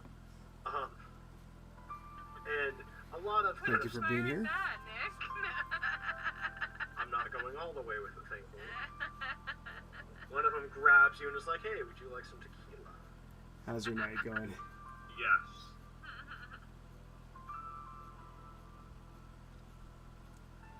Please, Schmidt, we all know you would fall down dead if you had tequila. I don't drink tequila, so Me neither. stay away from that. But you continue along the path. Yeah, so old hippie guy, how's your night going? Good, good, nice. Ready. Thank you so much for being here. It's We greatly overall, appreciate it. You know, it takes a good couple hours to cross, so it's the We're playing some good old Dungeons and half Dragons. an hour, 45 minutes before you kind of cut across a few paths, weaving through some buildings and kind of going along one of the main cobblestone paths, and you go to this really large sort of curved building in the center of this walled off area of the city. And the cart pulls to a stop. Kota looks back at you guys kind of through that window in the front. He says, "All right, we're here. This is the aquarium." And he kind of points over to the building, and there's like, over kind of on the far side, there's like a staircase going upwards into the building. And he says, "You guys can go up there. There's a little reception area. They'll have you pay your fees. They'll explain the rules to you a little bit. Set you up with some lockers, and then get you all set up with an enchantment, and then you guys can go in for, depending on how long you want to go, I think it's 1 silver per hour, per person. It's a little spendy, but it's really cool. But do you guys want me to wait here? Oh, If awesome, not, I awesome. can Well, just thank you kinda so go much for back and do coming my in and thing. popping saying What do hi. you guys feel I hope you have an awesome night. I'm sorry, lockers, enchantments? Are we not just going to see creatures in, like... He stands up and kind of looks through with this broad grin on his face, and he says, "Oh, you're in for a treat. You were gonna love this. I almost wish I could go in with you. Almost. But then yeah, who would look after this beauty?" what was Voice the goes name around. of the inn that the Avatar recommended? That's Sparkling Seal. That one, yeah. Is the Sparkling Seal near here? Yes, so the Sparkling Seal is a little ways near here. He kind of like points off in a direction. You're underwater, so you have no sense of what direction this is, but it's kind of off towards the Slay. sort of far end wall with the waterfall. Slay them all. Yeah, it's a pretty big building out near that way. Okay.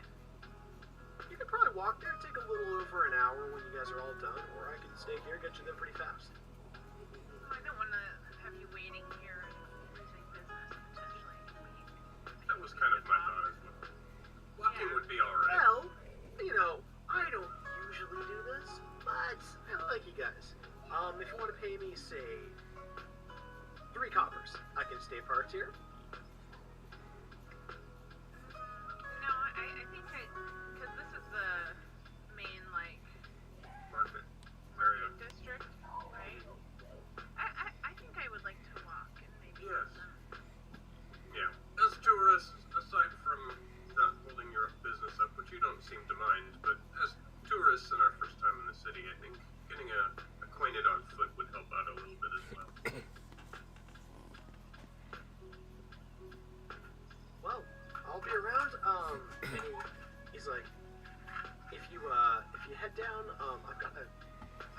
the stands. There's also plenty of places where you can, if you don't know the message spell, we've got plenty of people that can send that for you. I know that there's a whole lot of Empyrean gems that they sell in the marketplace, so yeah, if you find a way to get a hold of me, or if you catch me while I'm out, happy to give my best customers a ride anytime. Thank you so much. Shile's gonna slip him an extra copper as a tip for both rides.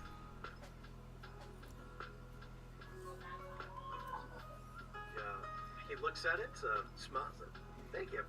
And with that, he takes his leave, and you guys are ready to enter the building. Was there anything else you wanted to do, or were you just going to kind of pop in? What would you guys like to do? We're going in, right? Yeah. Yeah, let's pop in. Let's see what this Hop on in. experience is all about. You made it sound grand. Hey, Torn, what's an aquarium? Oh, it's like a little fish bowl, like. Ooh, are we allowed to eat the fish? I think so. I've been tempted to No. eat the crabs. Eat the crabs. No. Eat the Yeah, constant. these are for looking. Oh, looking. Oh, we can't go. We have It's to look. a observational / learning experience, from what I understand. Oh, no, we can't eat these ones then. Okay. Well, that's a shame. All right, maybe when we're all done, we can go find us some fish out in the market or something. Oh, that sounds divine. To the aquarium! Yes. So you're walking up to the aquarium, and there's you're able to go upstairs into the door, and it opens up into a pretty open, almost rectangular room. There's a desk set up where it's kind of cutting people off, and there's a part where they kind of lift it up and let people through. Patrons are going in and paying some money, popping in. It's pretty slow though. It's a line of maybe a few people. A couple of folks are heading out. And I'm ignoring that. I'm electing to ignore that. And within a few moments, you walk up to the receptionist. They're Oh my god, okay. looks like a dwarf that greets you. Says, "Oh, hi there. Looking to stop into the aquarium, huh? Check you want some got some lockers." Kind of points down over on that side. And when you're done, go over and check with Adam. Get you all set up for the enchantment, but I'll go ahead and accept your payment here. Thank you. And he'll pull out the payment for everyone. Oh. First time in Silk City. Oh, of course. Easy to tell. Well, don't forget our gift shop as well. A lot of great things. Trust me, you're gonna love this. And you certainly would want something to remember this by.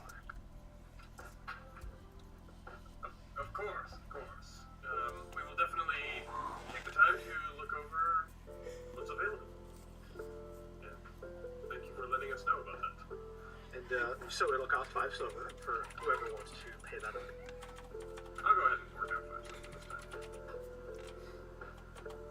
So question, a quick clarifying thing. The 5 silver, are you paying that or is Dalinar paying that? Daddy! Daddy! We need 5 silver! Oh god, Constant. So, after paying over the silver, says, I'm gonna need weapons, any armor.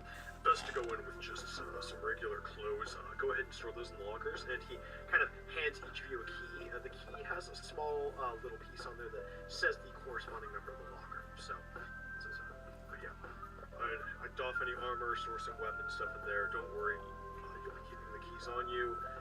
It's enchanted, so nobody's getting in there. Don't lose the key though. You lose that, and it'll be a real mess to try to get you guys back in there. All right? Are we going to be changing? Oh no need to change. It's just a lot easier to do this if you're not worried. Oh, I'll tell you more, but I don't want to spoil the surprise. okay.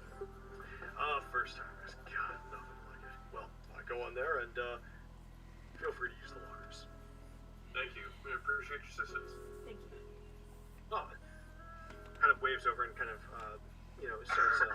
starts helping the next people in line as the door opens behind you, and, yeah. Why am I nervous to go to an aquarium? Shael asks as she's like taking off her bag of holding and putting it in the locker and putting her crossbow and her daggers in the locker. Okay, so you just kind of unlock it and open it right up? Mm-hmm. I need you to roll a strength saving throw.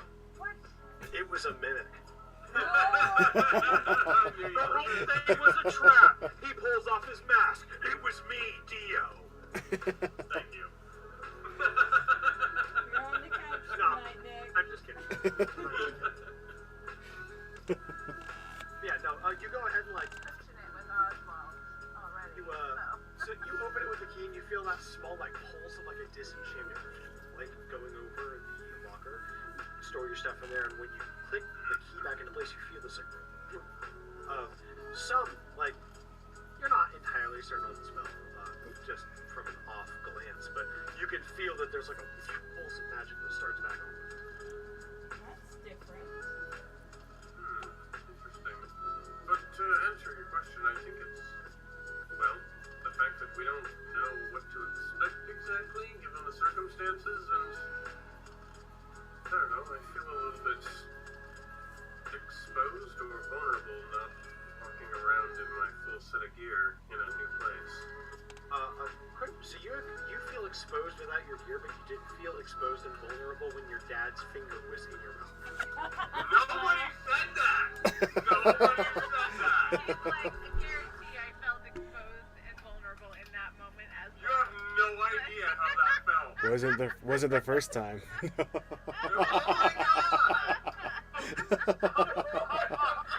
Are you embarrassed me again, Costin? No. Never mind. Never mind.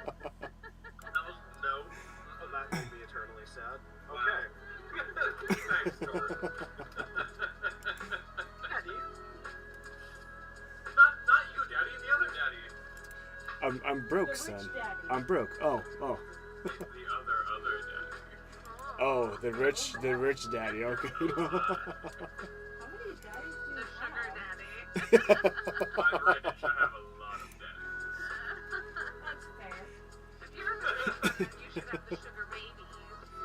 Spread the wealth. Sugar son. Oh No. Nope. Don't like that. No. That's a Hey, negative Sean. for me. So, you guys are going to, so as you guys lock everything up, Issa's just, excitedly, just hovering around Torn, what kind of fish you think, Wallace? I wonder what they're gonna do, Torn. Oh yes, I wonder too. I mean, I bet the kind of fish we're gonna see are probably not fried, so I'm kind of down about that. Not cooked. Wait, maybe we can take a look around in there, and if we happen to find something that looks like it might be tasty, well, we can see in the marketplace if they got anything like that for sale. Oh yes, you're so smart. Nice. That's probably not a bad idea. Ain't she smart, Orko? Wait, what? I missed it. I was reading. Torn is like, She's smart, Oracle. Orko looks over and just... Yes. And then proceeds to Yeah. just kind of fade away into the background. As much as she can. Dips into a shadow in the corner. Just half a muscle hanging out of the shadow. You alright, Torn? oh yes, I'm fine. Let's go check out these fishes and, hopefully the market has some. I mean, that'd be excellent to try something new. To try cook something new. Well, maybe we can cook together, sugar. And she just takes you by the hand and starts strolling up to the at the far left side of the room. There's what looks like the whole wall is made of glass. And there's kind of like, you know those, like, there's like a carpet and some ropes, like, that kind of guides the line, but there's not much of a line right now, so you guys can just kind of bypass a whole lot of it. Oh, is this like the futural menu like? Not quite. The voice calls out, and you can see this pretty like plainly dressed individual, kind of like a loose-fitting tunic and stuff. And they like push up some glasses. So you're all set to go into the aquarium then? I think so. Yes. Yes, I believe we removed everything that was required to get us ready. Well then, allow me to explain the rules, and please single file. Ma'am, Issa looks up. Sorry about that. She stands behind, kind of shifts to get behind Tor there. So, and like, kind of tail stuff. slaps him in the ass with her tail. I got her. Okay, so My glasses up. well, we have been on one tonight, you guys. I said it. Lord. We are very serious and professional D&D players, everybody. On I point. take this job very seriously.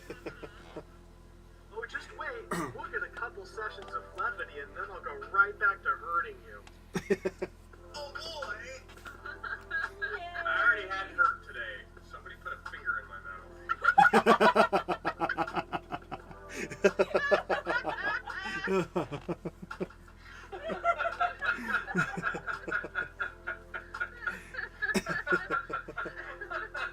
And drew a picture of it too. Oh, I know you did. It hurts so bad.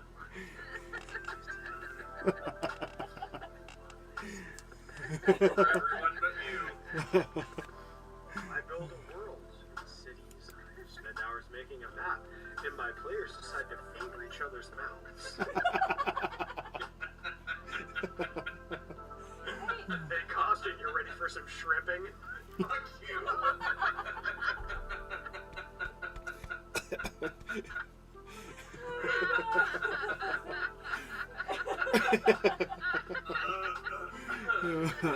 Wow. I think this is the most derailed this game has ever gone. Okay. And it was like the first thing that happened. I know. And it Set the tone. lived this whole session. The first thing that happened was a finger in the mouth. And it went downhill from there. There were no rails. Worked so hard, like, building this city too, and I'm like, nah, we're just gonna shove a finger in somebody's mouth Yeah, and call it a day. finger. When you drove off, like, we're like, it can't stop here. It's back country. Like, fucking. Finger in the Like mouth, roller eye coaster contact. Tycoon from the 90s, and you build the up roller coaster and you leave the reps of the tracks off, so your cart just goes flying into the air. That's about how I feel right now. Yeah. Okay. So, the attendee kind of holds up a hand. Yes, that is so. You have some ground rules here. No weapons of any kind. Please refrain from using magic. You are allowed to interact with anything you may find in there. Be warned, some areas are closed off for some of the more dangerous creatures. Please, no horseplay allowed. If you want to maybe swim with anything, that's all fine. The enchantment will last for 1 hour, so please come back at the 50-minute mark. I will be sending a message out on the speakers here to inform you of that. We wouldn't want you in there without any kind of enchantment in case you're not somebody that can breathe underwater. Any questions? No? I'm looking forward to the surprise. Very well then. Come forward one at a time. And he just puts this, like, re-ups that same bubble enchantment that you had earlier before you entered the main one in town. You get that sort of translucence. And when you go and you touch the glass, right through it. What? Ooh, And Alright. what nice. you enter is like a whole-on like kelp and coral-filled playground. There's dolphins swimming around that like swim up and start circling you. There's a couple of manatees and like seals that dart. There's like sea otters that are swimming around. Kind of like there's like a space at the top, but there's a few of them are just kind of lazily floating up there. And at the far end, you can kind of see a walled off section that kind of like looks to sort of outside, and you can like see like this big form of like a whale swimming by. Sing! Yeah, but you guys are able to you're just like basically bubbled off, and because your equipment's off, you're able to freely swim and interact with all of these animals and swim with the fucking dolphins. What are you guys gonna do? Oriko's going straight towards the whale. Just starts. So the whale, so within your enclosure, you can't reach the whale, but there's a sort of like magicked window showing the outside ocean outside of the Salt City, and there's just a whale swimming alongside there. But it's like eye is there, you can see it. She's swimming next to the eye, then just like kind of just following it as it's going by, just like big-eyed and just so full of joy right now.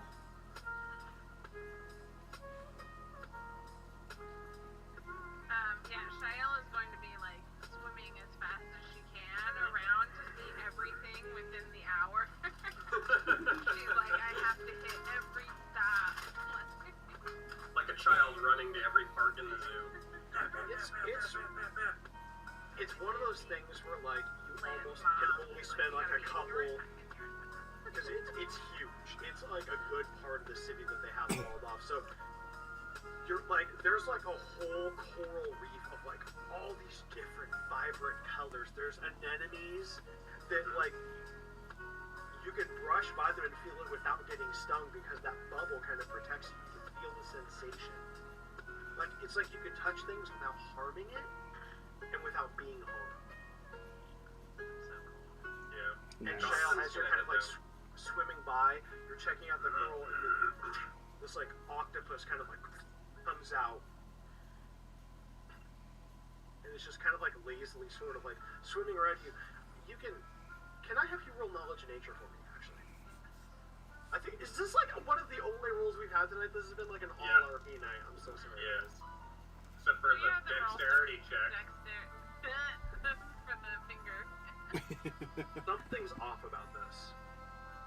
About the octopus? You're not an expert on this, but like, octopi are usually pretty timid creatures. But you're not experienced enough to quite know what it is. She kind of just would probably shrug it off and assume maybe it was like born in captivity and is used to visitors. Alright. Orin, you and Issa are just watching like a whole school of tuna. And she's just like, Oh, I want to eat that one. I want to eat that one. I want to eat that. "I Oh, need that one." yes. Can you imagine the taste? I mean, you know, all the spices that we have in our bags. Can you just imagine cutting up that fillet and everything and cooking it up? Oh, deep frying everything too. I want to try one raw, and I want to try one cooked, and then I want to try one in that sauce we had. Oh, look at that one. Look at that. Is that a whale? Orin, look at that! She like looks up and there's just this swordfish swimming by, just glistening. You could almost use that as a weapon. And I wonder if we could use it as a weapon. I say, we should buy one and try it out. What do you think that's called? We'll call it a poker. And it looks like it can poke. Poker. Yes. I would just love so much to eat it. A poker Squirrel fish. Ranch, she kind of slaps you on the shoulder. You're bad. As that's going on, oh, Like Costa, you what said, we Torin know? was getting their own room at the end.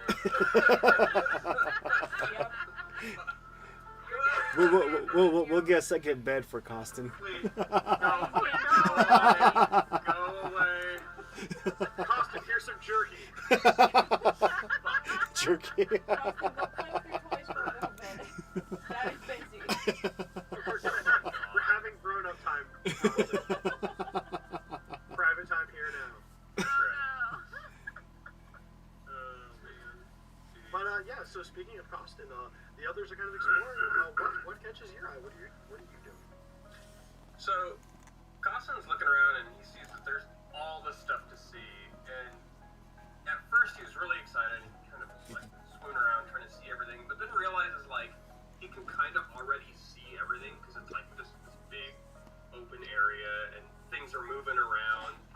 And he takes a moment to collect himself and he really wants to like capture the moment, right? And so he's looking around and he looks down below and he sees that coral reef that's decked out in all these different colors, and he realizes that there's actually like this kind of its own ecosystem down there with different things going on. And so he swims to the bottom and he kind of not necessarily sits down, but he gets as low as he can without disturbing the coral, and he kind of just floats there and just kind of watches everything with this sort of like academic eye, just kind of like seeing how things move around and how they interact, and like kind of like mentally categorizing just kind of how things are working in the coral reef without really knowing what a lot of this stuff is. And he's watching it and he goes to reach for his side and realizes he doesn't have his gear on. He's thinking, man, I really want to try this. As a matter of fact, you reach for your side and you feel something. What? Something that's a little. Torn and bump into something, and you kind of like spin around in the middle of the water, and there was just a dolphin. Like we're kind of looking. The dolphin was there, kind of looking, and it just starts like kind of swimming around you a little bit. Okay. It then proceeds to make a dolphin cry that I will not attempt to do. Come on. You can do it. When I get that high pitch, this doesn't tend to catch it. No. The best I can do is that's, I think, the best that's going to capture. I can go higher, but at what cost? Our eardrums. Nice. I liked it. But yeah, he realizes he doesn't have his notepad. He kind of sighs dejectedly, but he realizes if he just stays there long enough and kind of just like takes it all in from like a very specific perspective, he can probably recreate some of it when he gets back. So he spends a lot of time just like observing one specific section, so he has like a memory he can bring back. Austin, I need you to roll a dexterity saving throw. Fuck. Tori, get your finger away from me.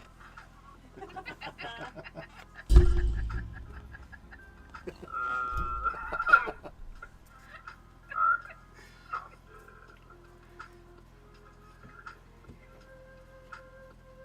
Yeah, average. You suddenly kind of get like, you're like watching, and you're so in tune in that moment to memorize it, to be present, to take this unique and new experience and to get as much as you can from it. Serving and taking in all of the colors, structure, every little movement, trying to really bring it all to life in your memory. But suddenly you're just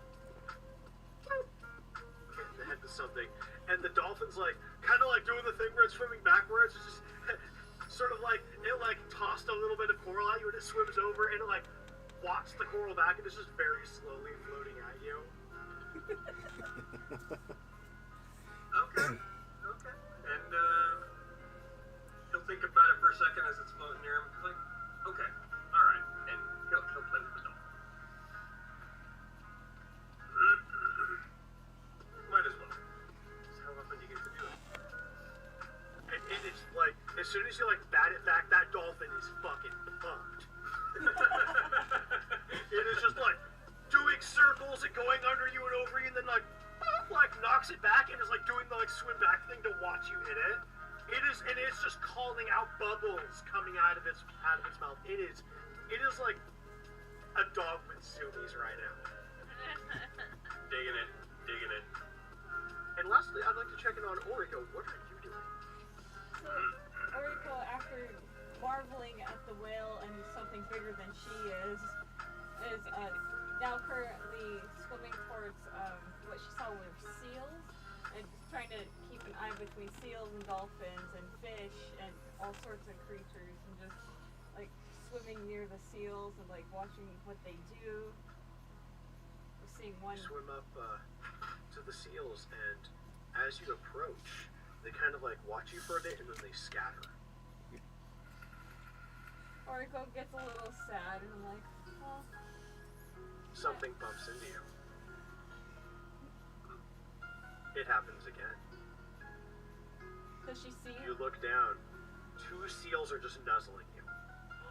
Oh my god! Oriko just like freezes a little bit and like doesn't want to scare them away, just kind of like puts both hands down slowly and just pats their heads. Roll animal handling for me. Oh no. Oh my god, I just thought of something like sinister. We'll share with the class. What is this? What if the animals that are being extra friendly are not animals? They're just druids that are like healing us up. No! I was just thinking that, Katie. Oh no! Maybe it's a unicorn. Or a Pegasus. I'm petting a person right now. This is great. 2 people. Yeah. Two actual people. It's just their fetish.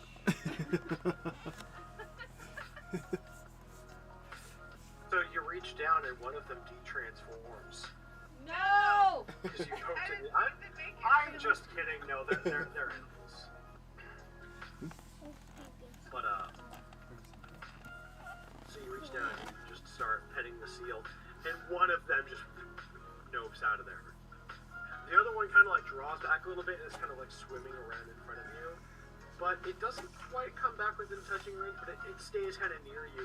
And as you're swimming around, it's just kind of like right there by you for a while. Oriko does a little flip, seeing if maybe he wants to play. Does a It flip in the water. flips. So Oriko like, alright! Then tries to do a cartwheel underwater, but just kind of floats a bit, like.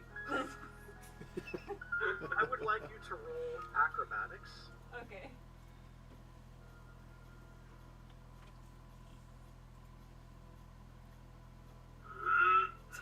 It's really difficult. You're able to do the flip, but like you just kind of get like turned around and you're floating down and you kind of like bump into somebody else, like another person who's in there. They're like, ooh, hey. But the seal is just like watching it. It starts doing the boomy head tilt. And it like starts doing flips. Oriko starts doing some more somersault flips too. Just enjoying the movement so much. And the seal just continues to stick around you. And eventually a couple others get curious and start kind of like swimming around. They're not quite as active at the play as that one, but they're just kind of hanging out and sort of sussing you out of it. But you guys get a chance to enjoy the rest of your time, each of you respectively doing what it is you're doing, whether it's watching for your next potential meal, playing with a dolphin, playing with a seal, studying the environment and octopi, as well as other things too, of course. When you kind of hear that like message come out like, excuse me, it is time for everyone to come back. The enchantment will wear off soon, and frankly, it would be a lot of paperwork if any of you drown.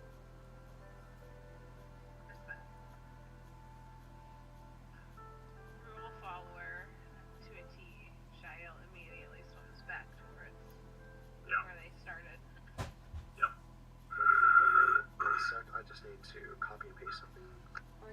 begrudgingly starts to head back. Okay, head that out of the stream.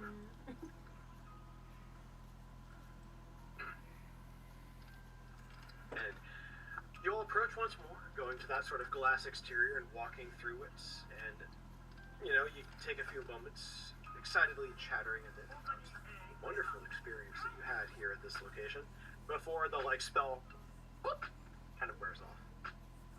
And, amazingly, you were completely submerged in the water, and you're all dry. The smell is amazing. Huh. Was expecting it to be wet. So fascinated by this magic. I wonder if it's something I could ever learn. There's a few Empyrean gems that can do it. As far as teaching the spell, it's a little more difficult. Even myself, he holds up the Empyrean gem. A little bit of help with it.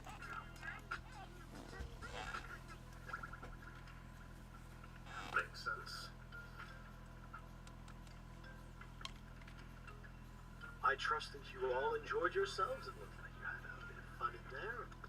Oh yeah, so much fun. How are all the animals in there trained to be so friendly? Exposure. After being around so many people, most of them rescues. Too injured to go back out into the wild, so we gave them a home here. And when you're around people long enough, they become acclimated to it. Frankly, the seals love to play.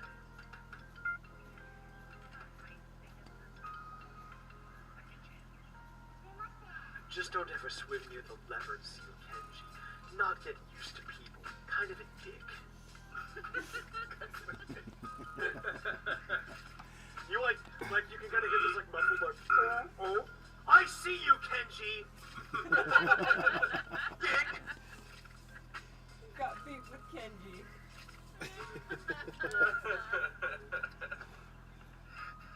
Yeah. Well, it was quite a wondrous experience. We'll definitely have to return. There's more than enough stuff to keep us busy for multiple visits. Yes, well, plenty to see. We're always happy to have people here. We will be closing up fairly soon, but there's a little time if you'd like to stop by the gift shop. Grab something to remember your first experience by. Oh, absolutely.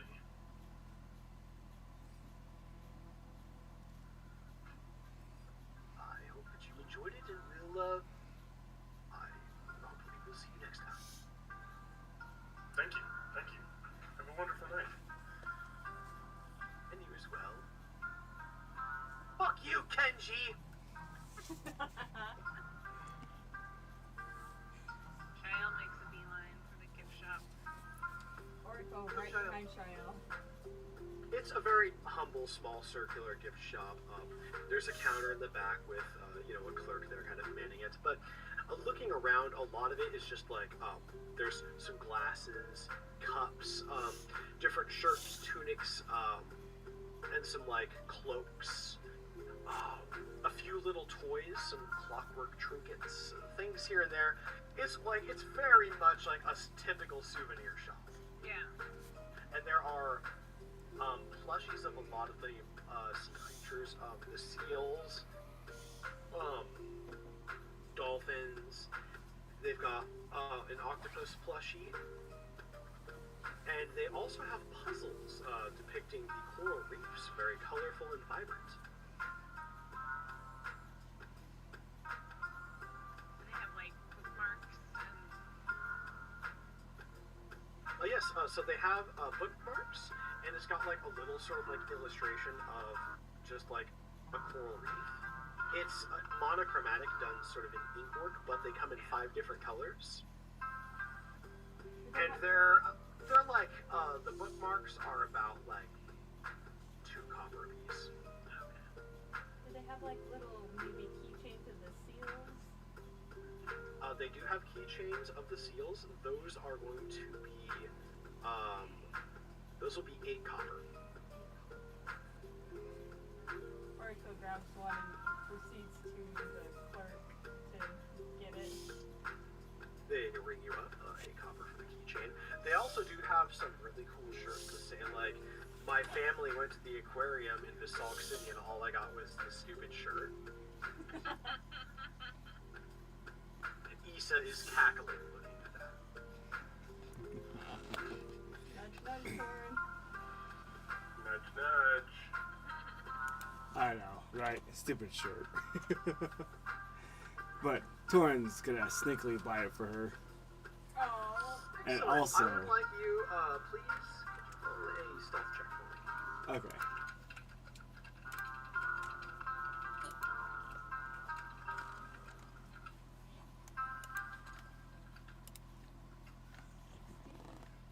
That was the counter roll.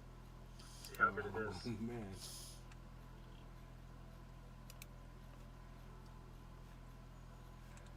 Or you just met that. And she's just kind of like sitting there and she's talking to you and cackling at the shirt, and then for just a moment she looks over at the mugs, and that's when you just like yoink, you ring it up, and this is going to be this will be about 1 silver. Oh, thank goodness.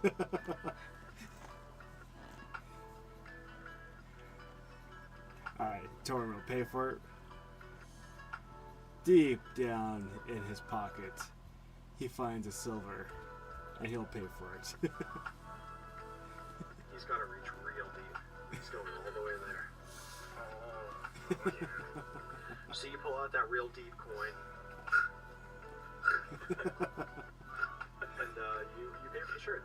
And as you present it to Issa, she just like looks and she's like, well, that's that funny shirt I was just laughing at. Oh, sugar, you are the best. Yeah, I know. Shael's gonna get a couple of the bookmarks. She's gonna get 2 of the bookmarks, and she's gonna get a trying to think what would be more appropriate for Imnic. Either a coffee mug or like a wine glass that says oh, where'd it go?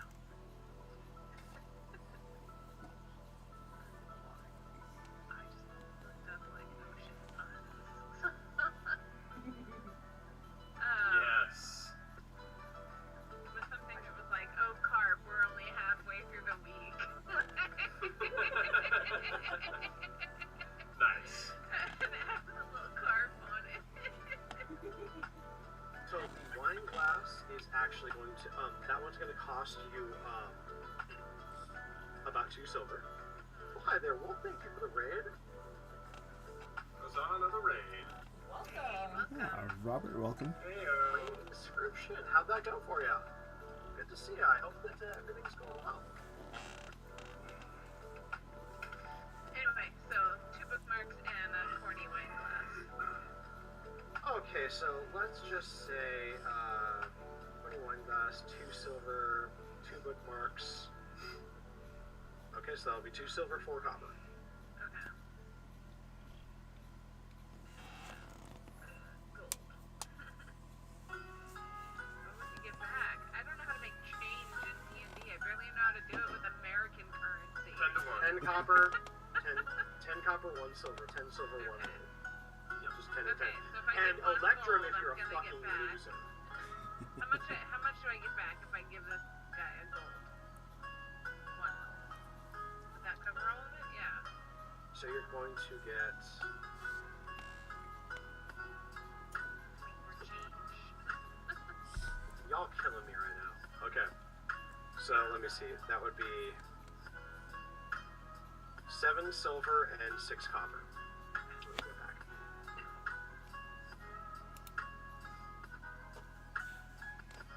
Was there anything else that anybody wanted to purchase? Yeah, Austin's gonna grab one of the puzzles, Excellent. and then he's gonna head over to the shirt rack and kind of dig around a little bit. And as he's looking through, he hits the back of the shirt rack and he sees one buried in the back, kind of forgotten. And it says, I went to a magical alternate universe and all I got was vast cosmic powers.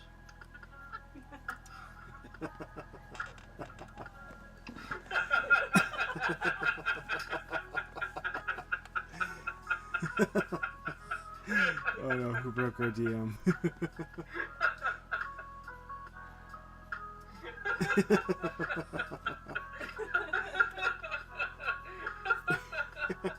Why you don't want to get the one that says I will love you for a trillion years? Yeah. Or the one that says I got fingered in the mouth in the Salt City.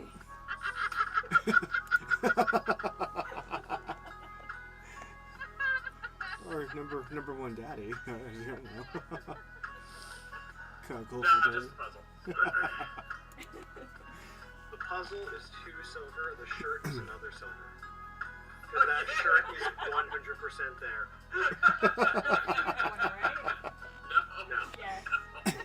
However, they do decide to throw in, they've got like a rubber finger that they decide to throw in just because you made such a great purchase.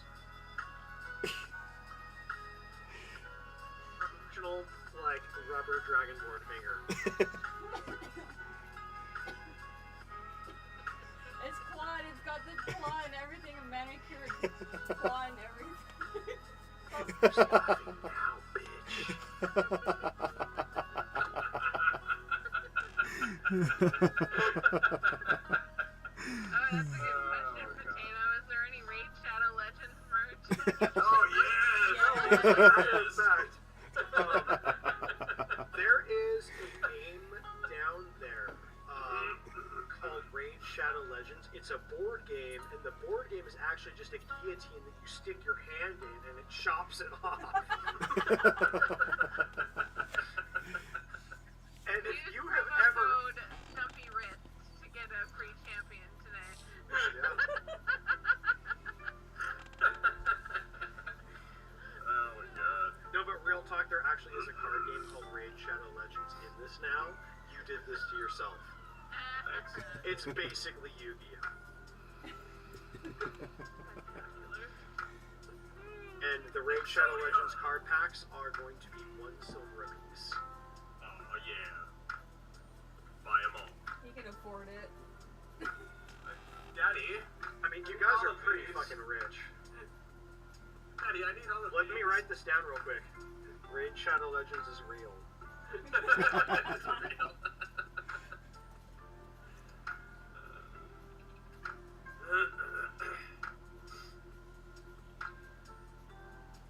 Salkian trading card game. Guess what? It's real now. Guess what, motherfucker? We have got some golden fucking clips tonight. Oh my god, so many. Yeah, was there anything else anybody wanted to purchase here in the gift shop? No. No, we're With good. your purchases made, memories in your hearts and your minds, you depart from the building and out into the right dorsal fin, the more mercantile section of the city. There's a good deal of hustle and bustle, as now we're getting to mid-evening. But, what is it that you guys would like to do next?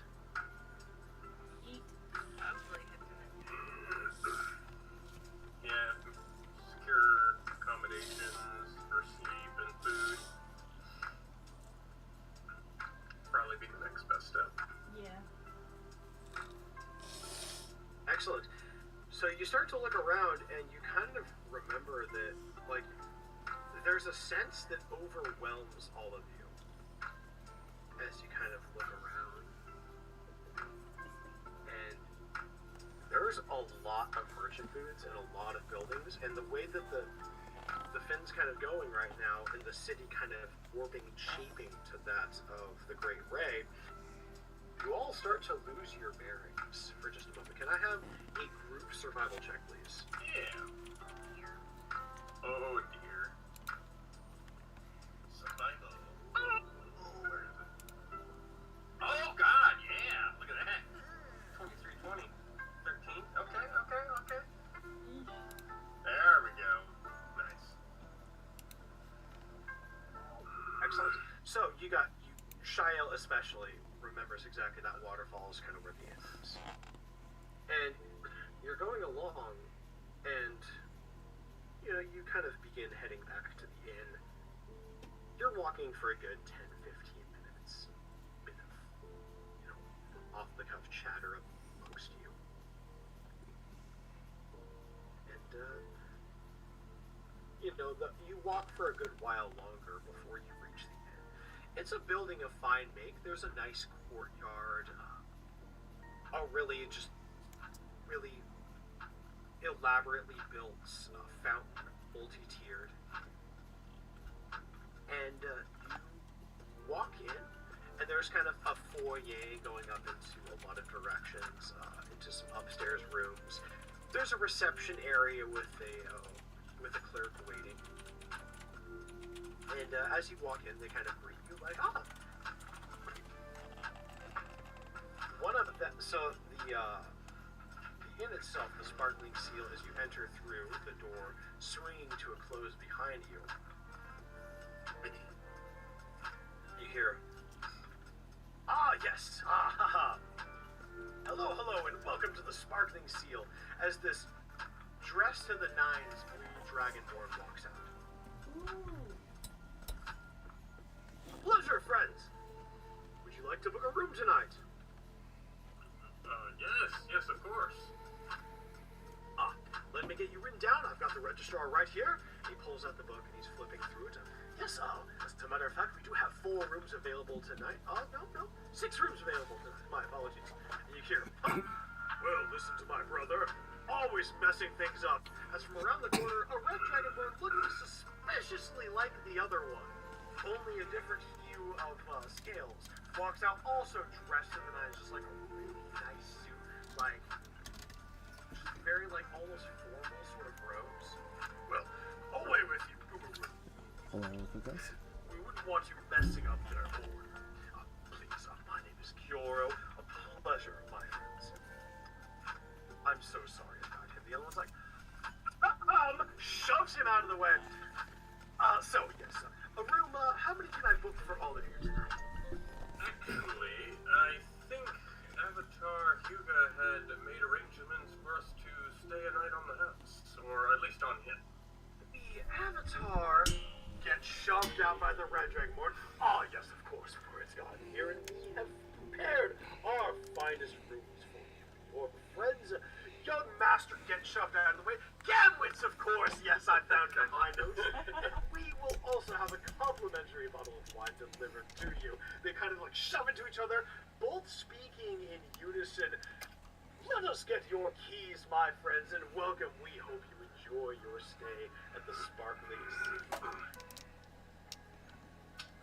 Yes, we will indeed. Thank you for your hospitality. Are you brothers? A rather unfortunate thing that I have to call a loser like Urarun, my brother. An unfortunate thing that I should call a fumbling buffoon like Yoro, my brother. No, we're not brothers. Yes!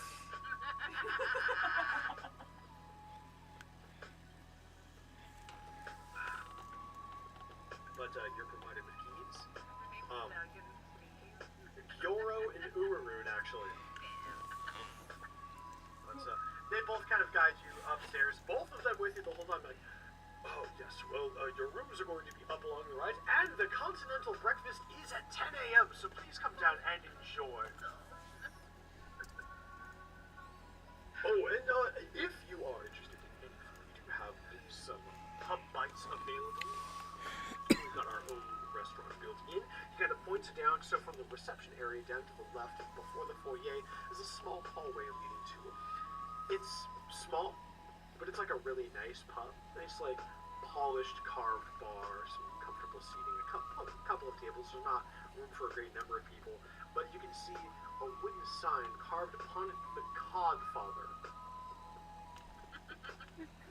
That's right, I did it. Can't take that away.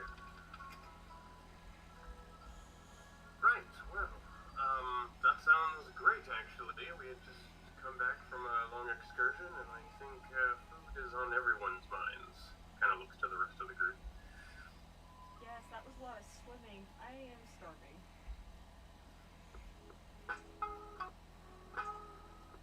torn, I think I could eat two. I think I might be able to eat 2 meals after all that swimming. 2? I'll double that. I think I can get 4. Oh. Give me a plate of Give me a plate of that pokey fish.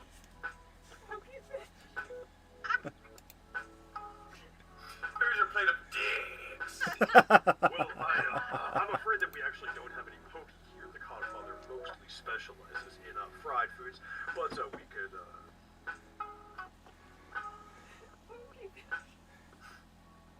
I'm afraid we don't have poke. Well, leave it to my brother to give up midway through. I can maybe place an order over at Rock and Rolls. Anna could take care of that, of course, and my brother messes up everything he does, you see. I do not mess everything up. Now, please allow me to show you your room. I like these So you guys. just keep back and forth the whole time. Nice. But your lodgings are very comfortable. It's a nice sized space. It looks like a series of like mats and blankets rolled out along the floor. There's a low sitting table with Water bed.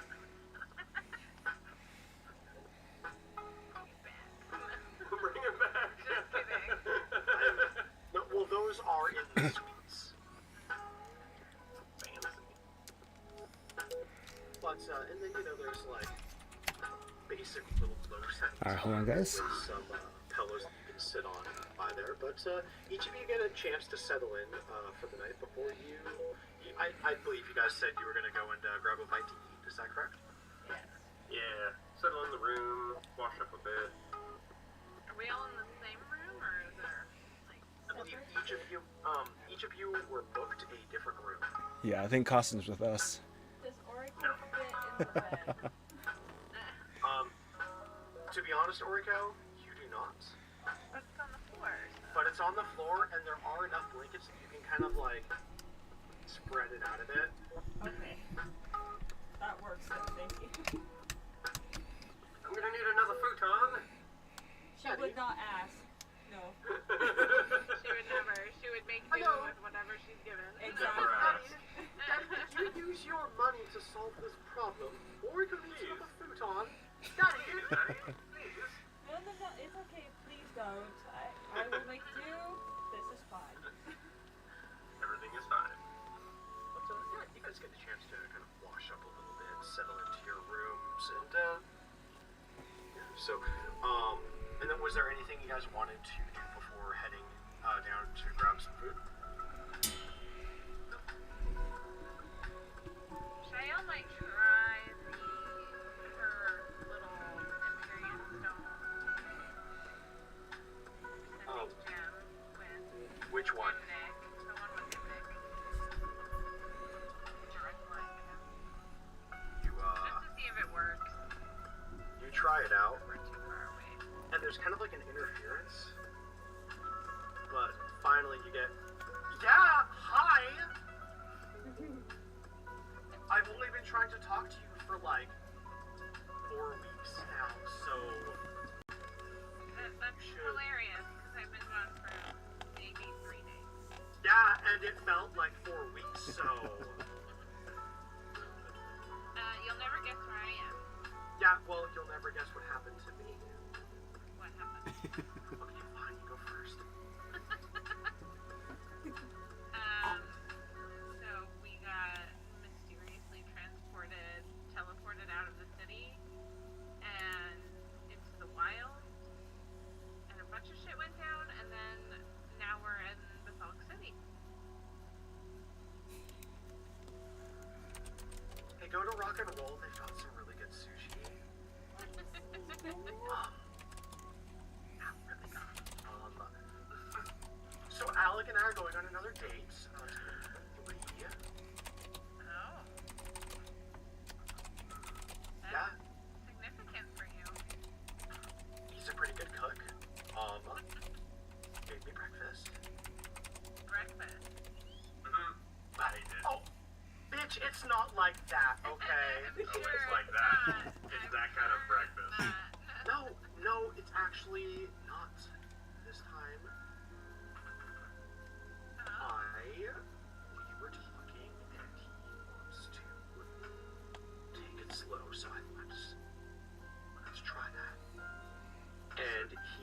invited me over for breakfast one morning, and then we went for a walk. Like a psychopath, I guess. Who goes on walks? Like, hi, there's carriages literally all over the city. But, yeah, and so we go on this walk, and he has, like, a whole picnic that he does, and I was like, okay, fine. This seems nice. You seem nice. He does seem nice. Don't fuck this up. Don't fuck this up for me. Oh, I think he's gonna be the one that needs to not fuck this up, because I'm already very graciously giving him another chance, because in case you weren't wondering, because you're not listening to me, you're ignoring me yet again, going on your adventures instead of actually checking in with me. Okay, you bought these stones. It's not my fault you got the cheap ones that don't reach. Oh, the cheap ones. I'm sorry that I'm not making teacher wages. Okay, bitch. Yeah, teacher wages aren't good. I don't know what. Yeah. But Yeah, okay, we're not talking about your things right now. Okay, we're talking about me things right now. Yeah, I kissed him. Yeah, so and it was alright. It was better than alright. So I was thinking that maybe I would, I don't know, I was thinking that, like, maybe we could go out and I could do... When are you going to be back in town? Maybe we can all get together. You got some friends, and I was thinking that maybe he should meal meet with you my guys. friend. No, I was talking about the girls, bitch. Keep up. okay. I just kind of thought that maybe he should meet everyone. Is what I was thinking. Yes, we should definitely set that up. I don't know when I'll be back. It's gonna be. I don't know. You know, this big fish is like underwater all the time, so we've got to wait till it surfaces and then when Doris lands. Could be a few Totally days. sucks. There's like no sunshine at all. It was awful for my complexion when I was down there. Really cool down here, actually. I kind of. Oh my god, did you go to you went to the aquarium, right? We did. I got you something at the gift shop. Oh, whoa, you did not. What did you get me? I Tell can me. you. I'm gonna tell you. I'm not going to wait around to be told, okay? Oh, You I'm know sorry. that- Everyone's here to go to dinner. I gotta go. Bye. Oh, you bitch!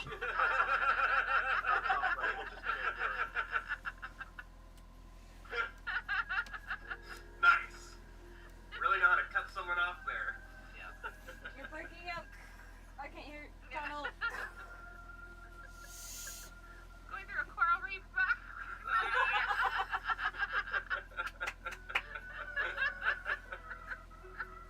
Perfect. Nice. So with that, was there anything else that anybody wanted to do before going down to dinner? Costume's good. As I'm good as so things settle. hungry. Alright, so you guys head on down, and there's a couple patrons sitting around. Well, they're hotel goers, no doubt.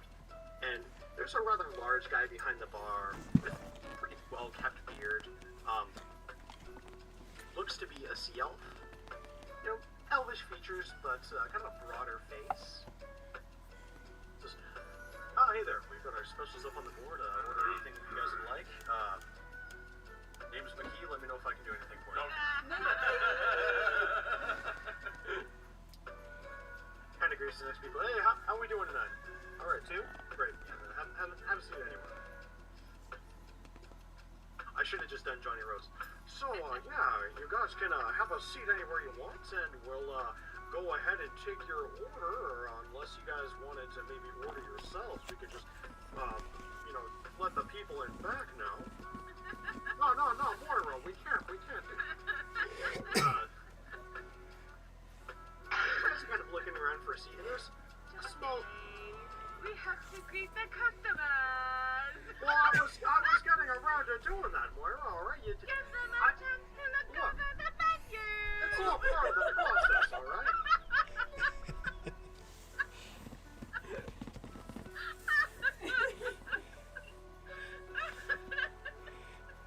So you guys take a look around and you're kind of surveying the room, and there's a couple of tables, but there's not really enough places to sit because there's a couple small groups. But there's a series of seats around the bar. The middle one is taken by looks like a guy who's dressed kind of like in a bit of a almost like a longer sort of coat. And he's got kind of wavy, darker hair.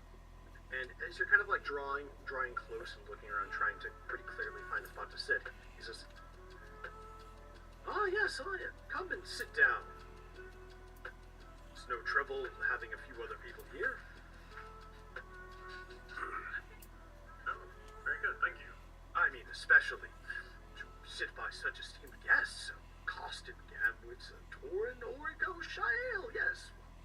Do we know you? How do you know our names? It's my business to know a good many things. I'm a traveler, merchant, if you will. Keeping tabs on people, the comings and goings of the city, well, it's all rather part of being good at the business, you understand. Could we have the pleasure of knowing your name, sir? Of course.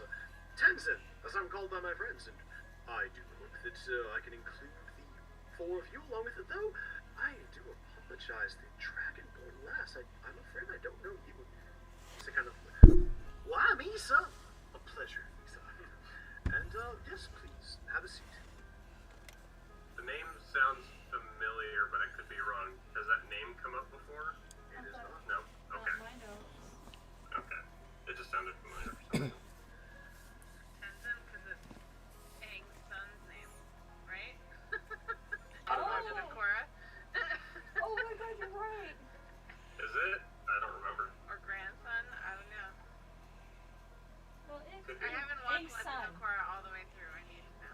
That's And he his son. starts, as you all kind of like have a seat beside him, he looks around and says, "Now the card here, given the name, it's immaculate. Perfect fry on it every time. One of my favorite places to sit and have a drink. You can learn so much simply from the buzz of conversation. But I'm most interested." J.K. Simmons? Sorry. If I could do a proper J.K. Simmons impersonation, I would. I apologize. I do not have that vocal Look at range. energy, Dude dude. has an iconic voice, but a pleasure to get a chance to sit and acquaint myself with some people that are out and about on a pilgrimage. No doubt you've seen quite a bit, right? Indeed we have. It's been quite the journey, to say the least. Ah, yes, well, not every day that meets the avatar apparent of another one of the four beasts and their entourage of brave companions, especially having encountered Zelos. And he glances over to Origo. I would wager other dangers as well, if I'm not mistaken. Orko is immediately uneasy. Can I do an insight check? I need a vibe check Absolutely. on this guy. This guy is fucking weird. Can I also do I'm gonna- one? Oh, I'm please, gonna yeah, use one of feel my free. inspiration to be good at it too. Hopefully.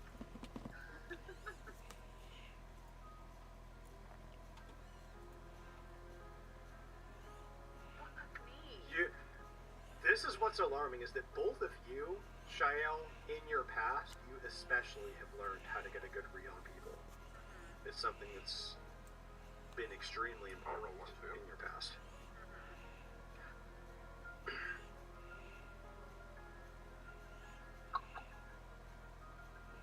So, Costin, this guy is clearly letting on more than he knows. But Oriko, you also can't get a read on this guy. I'm sorry, Tenzin. You have us at a disadvantage, I'm afraid. What affiliation is it? You said you were a merchant. What's your affiliation exactly? No affiliation, I fear. I'm just a rather well-traveled individual who likes to keep up on current events in the world. And what greater event than the Avatar apparent on their grand pilgrimage, soon to ascend to the role of Avatar?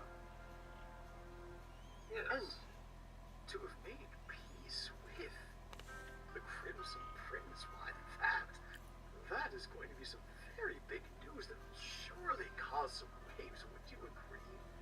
I'm sorry. I think we've overstayed our welcome, unless you, in fact, decide to divulge this mysterious information you claim to know about us. We are done here. It seems I've struck a nerve. Very well, I will leave you in peace. And he gets up. He says, I do hope that you enjoy your meal. Do try the fish and chips. It is divine. And he kind of turns and begins walking out, but then he stops for just a moment and turns on heel. Abata Oriko, do beware of Markarth. Nasty fellow he is. And he turns and walks out the door. And with that, we're ending tonight's session. No! Fuck! No! Damn it! You bastard! Motherfucker! Oh, Nice. God. That's it. I'm out. Oh, that was great. Oh, that made me so happy. I feel like Kim is physically driving here right now to stab me. Fuck you. Woo, hot damn. What the fuck? No! I have so many questions. I hate this. How dare you? Why? Excellent. Oh my fucking Well. Jetson. So, as is tradition, everybody, I please. like Avatar's Tenzin better. Same. Trustworthy.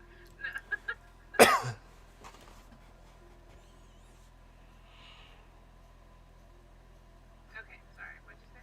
So, as is tradition, please award each other. I think we're at 250 experience.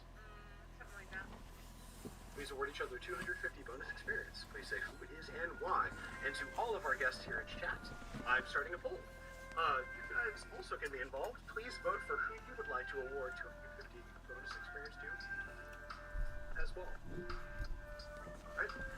Go ahead and knock that out, guys, and I will calculate tonight's experience. Mine's gonna go to Torn because of the finger in the mouth. It was genius. It was gonna go to Austin for taking it, but Torn started it. You took that finger all the way, buddy. Eye contact. I'm gonna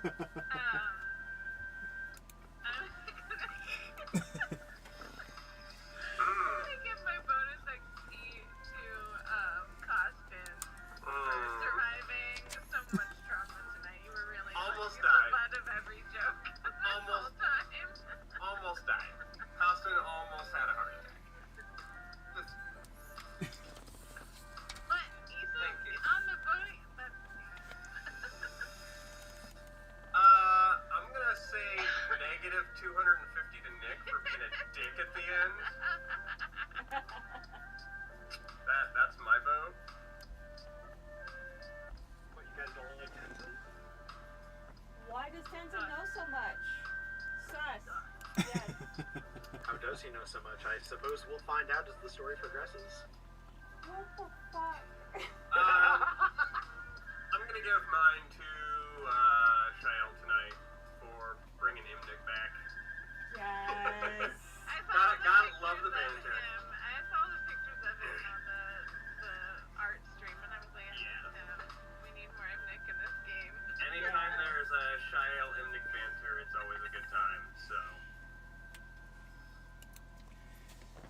let's see.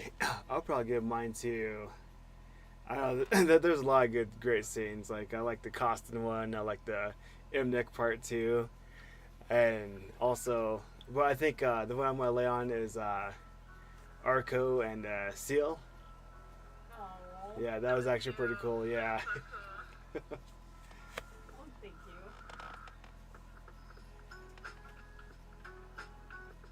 Give 1,000 experience to Rem for catching all of our clips. Yes. 1,000 experience to Rem. We can shoot forever. Fuck.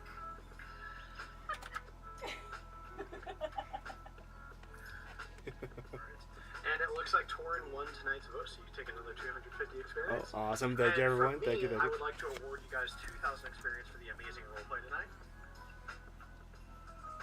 Thank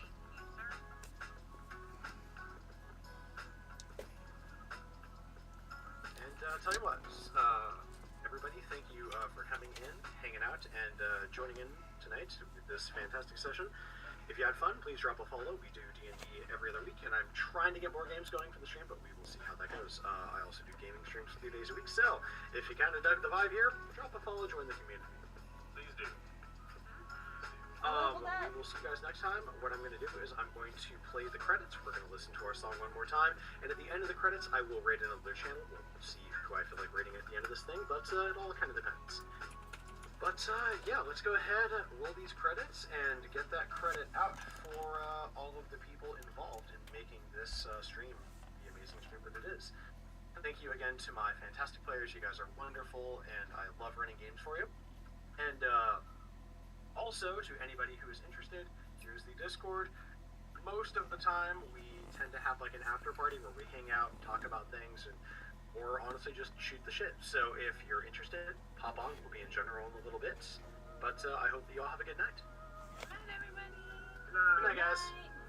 Good night.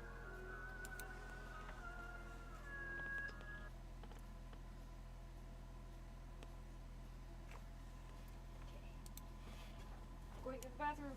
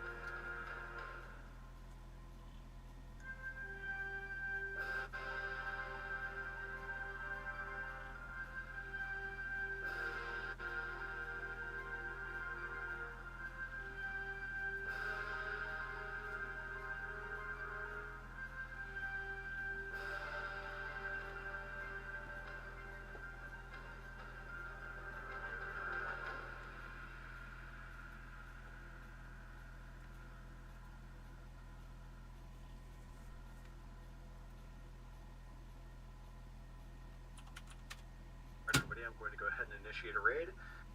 I think tonight, since we're playing Alright D&D, guys, we'll thank go you ahead so and much raid for coming another out. D&D If play, you like another this scene, D&D give me a drop, person. give me a follow, and until Raid next time. culprit. Let's go ahead, hop on in, show them a little bit of love. And also Just a Twitch, thank reminder you so that much for joining. anybody who's hanging out, if you Until had a next good time. time, drop a follow, and come hang out in Discord if you'd like to. But thank you guys for hanging out tonight. And until next time, my friends, stay safe, be well, and we will see you here with the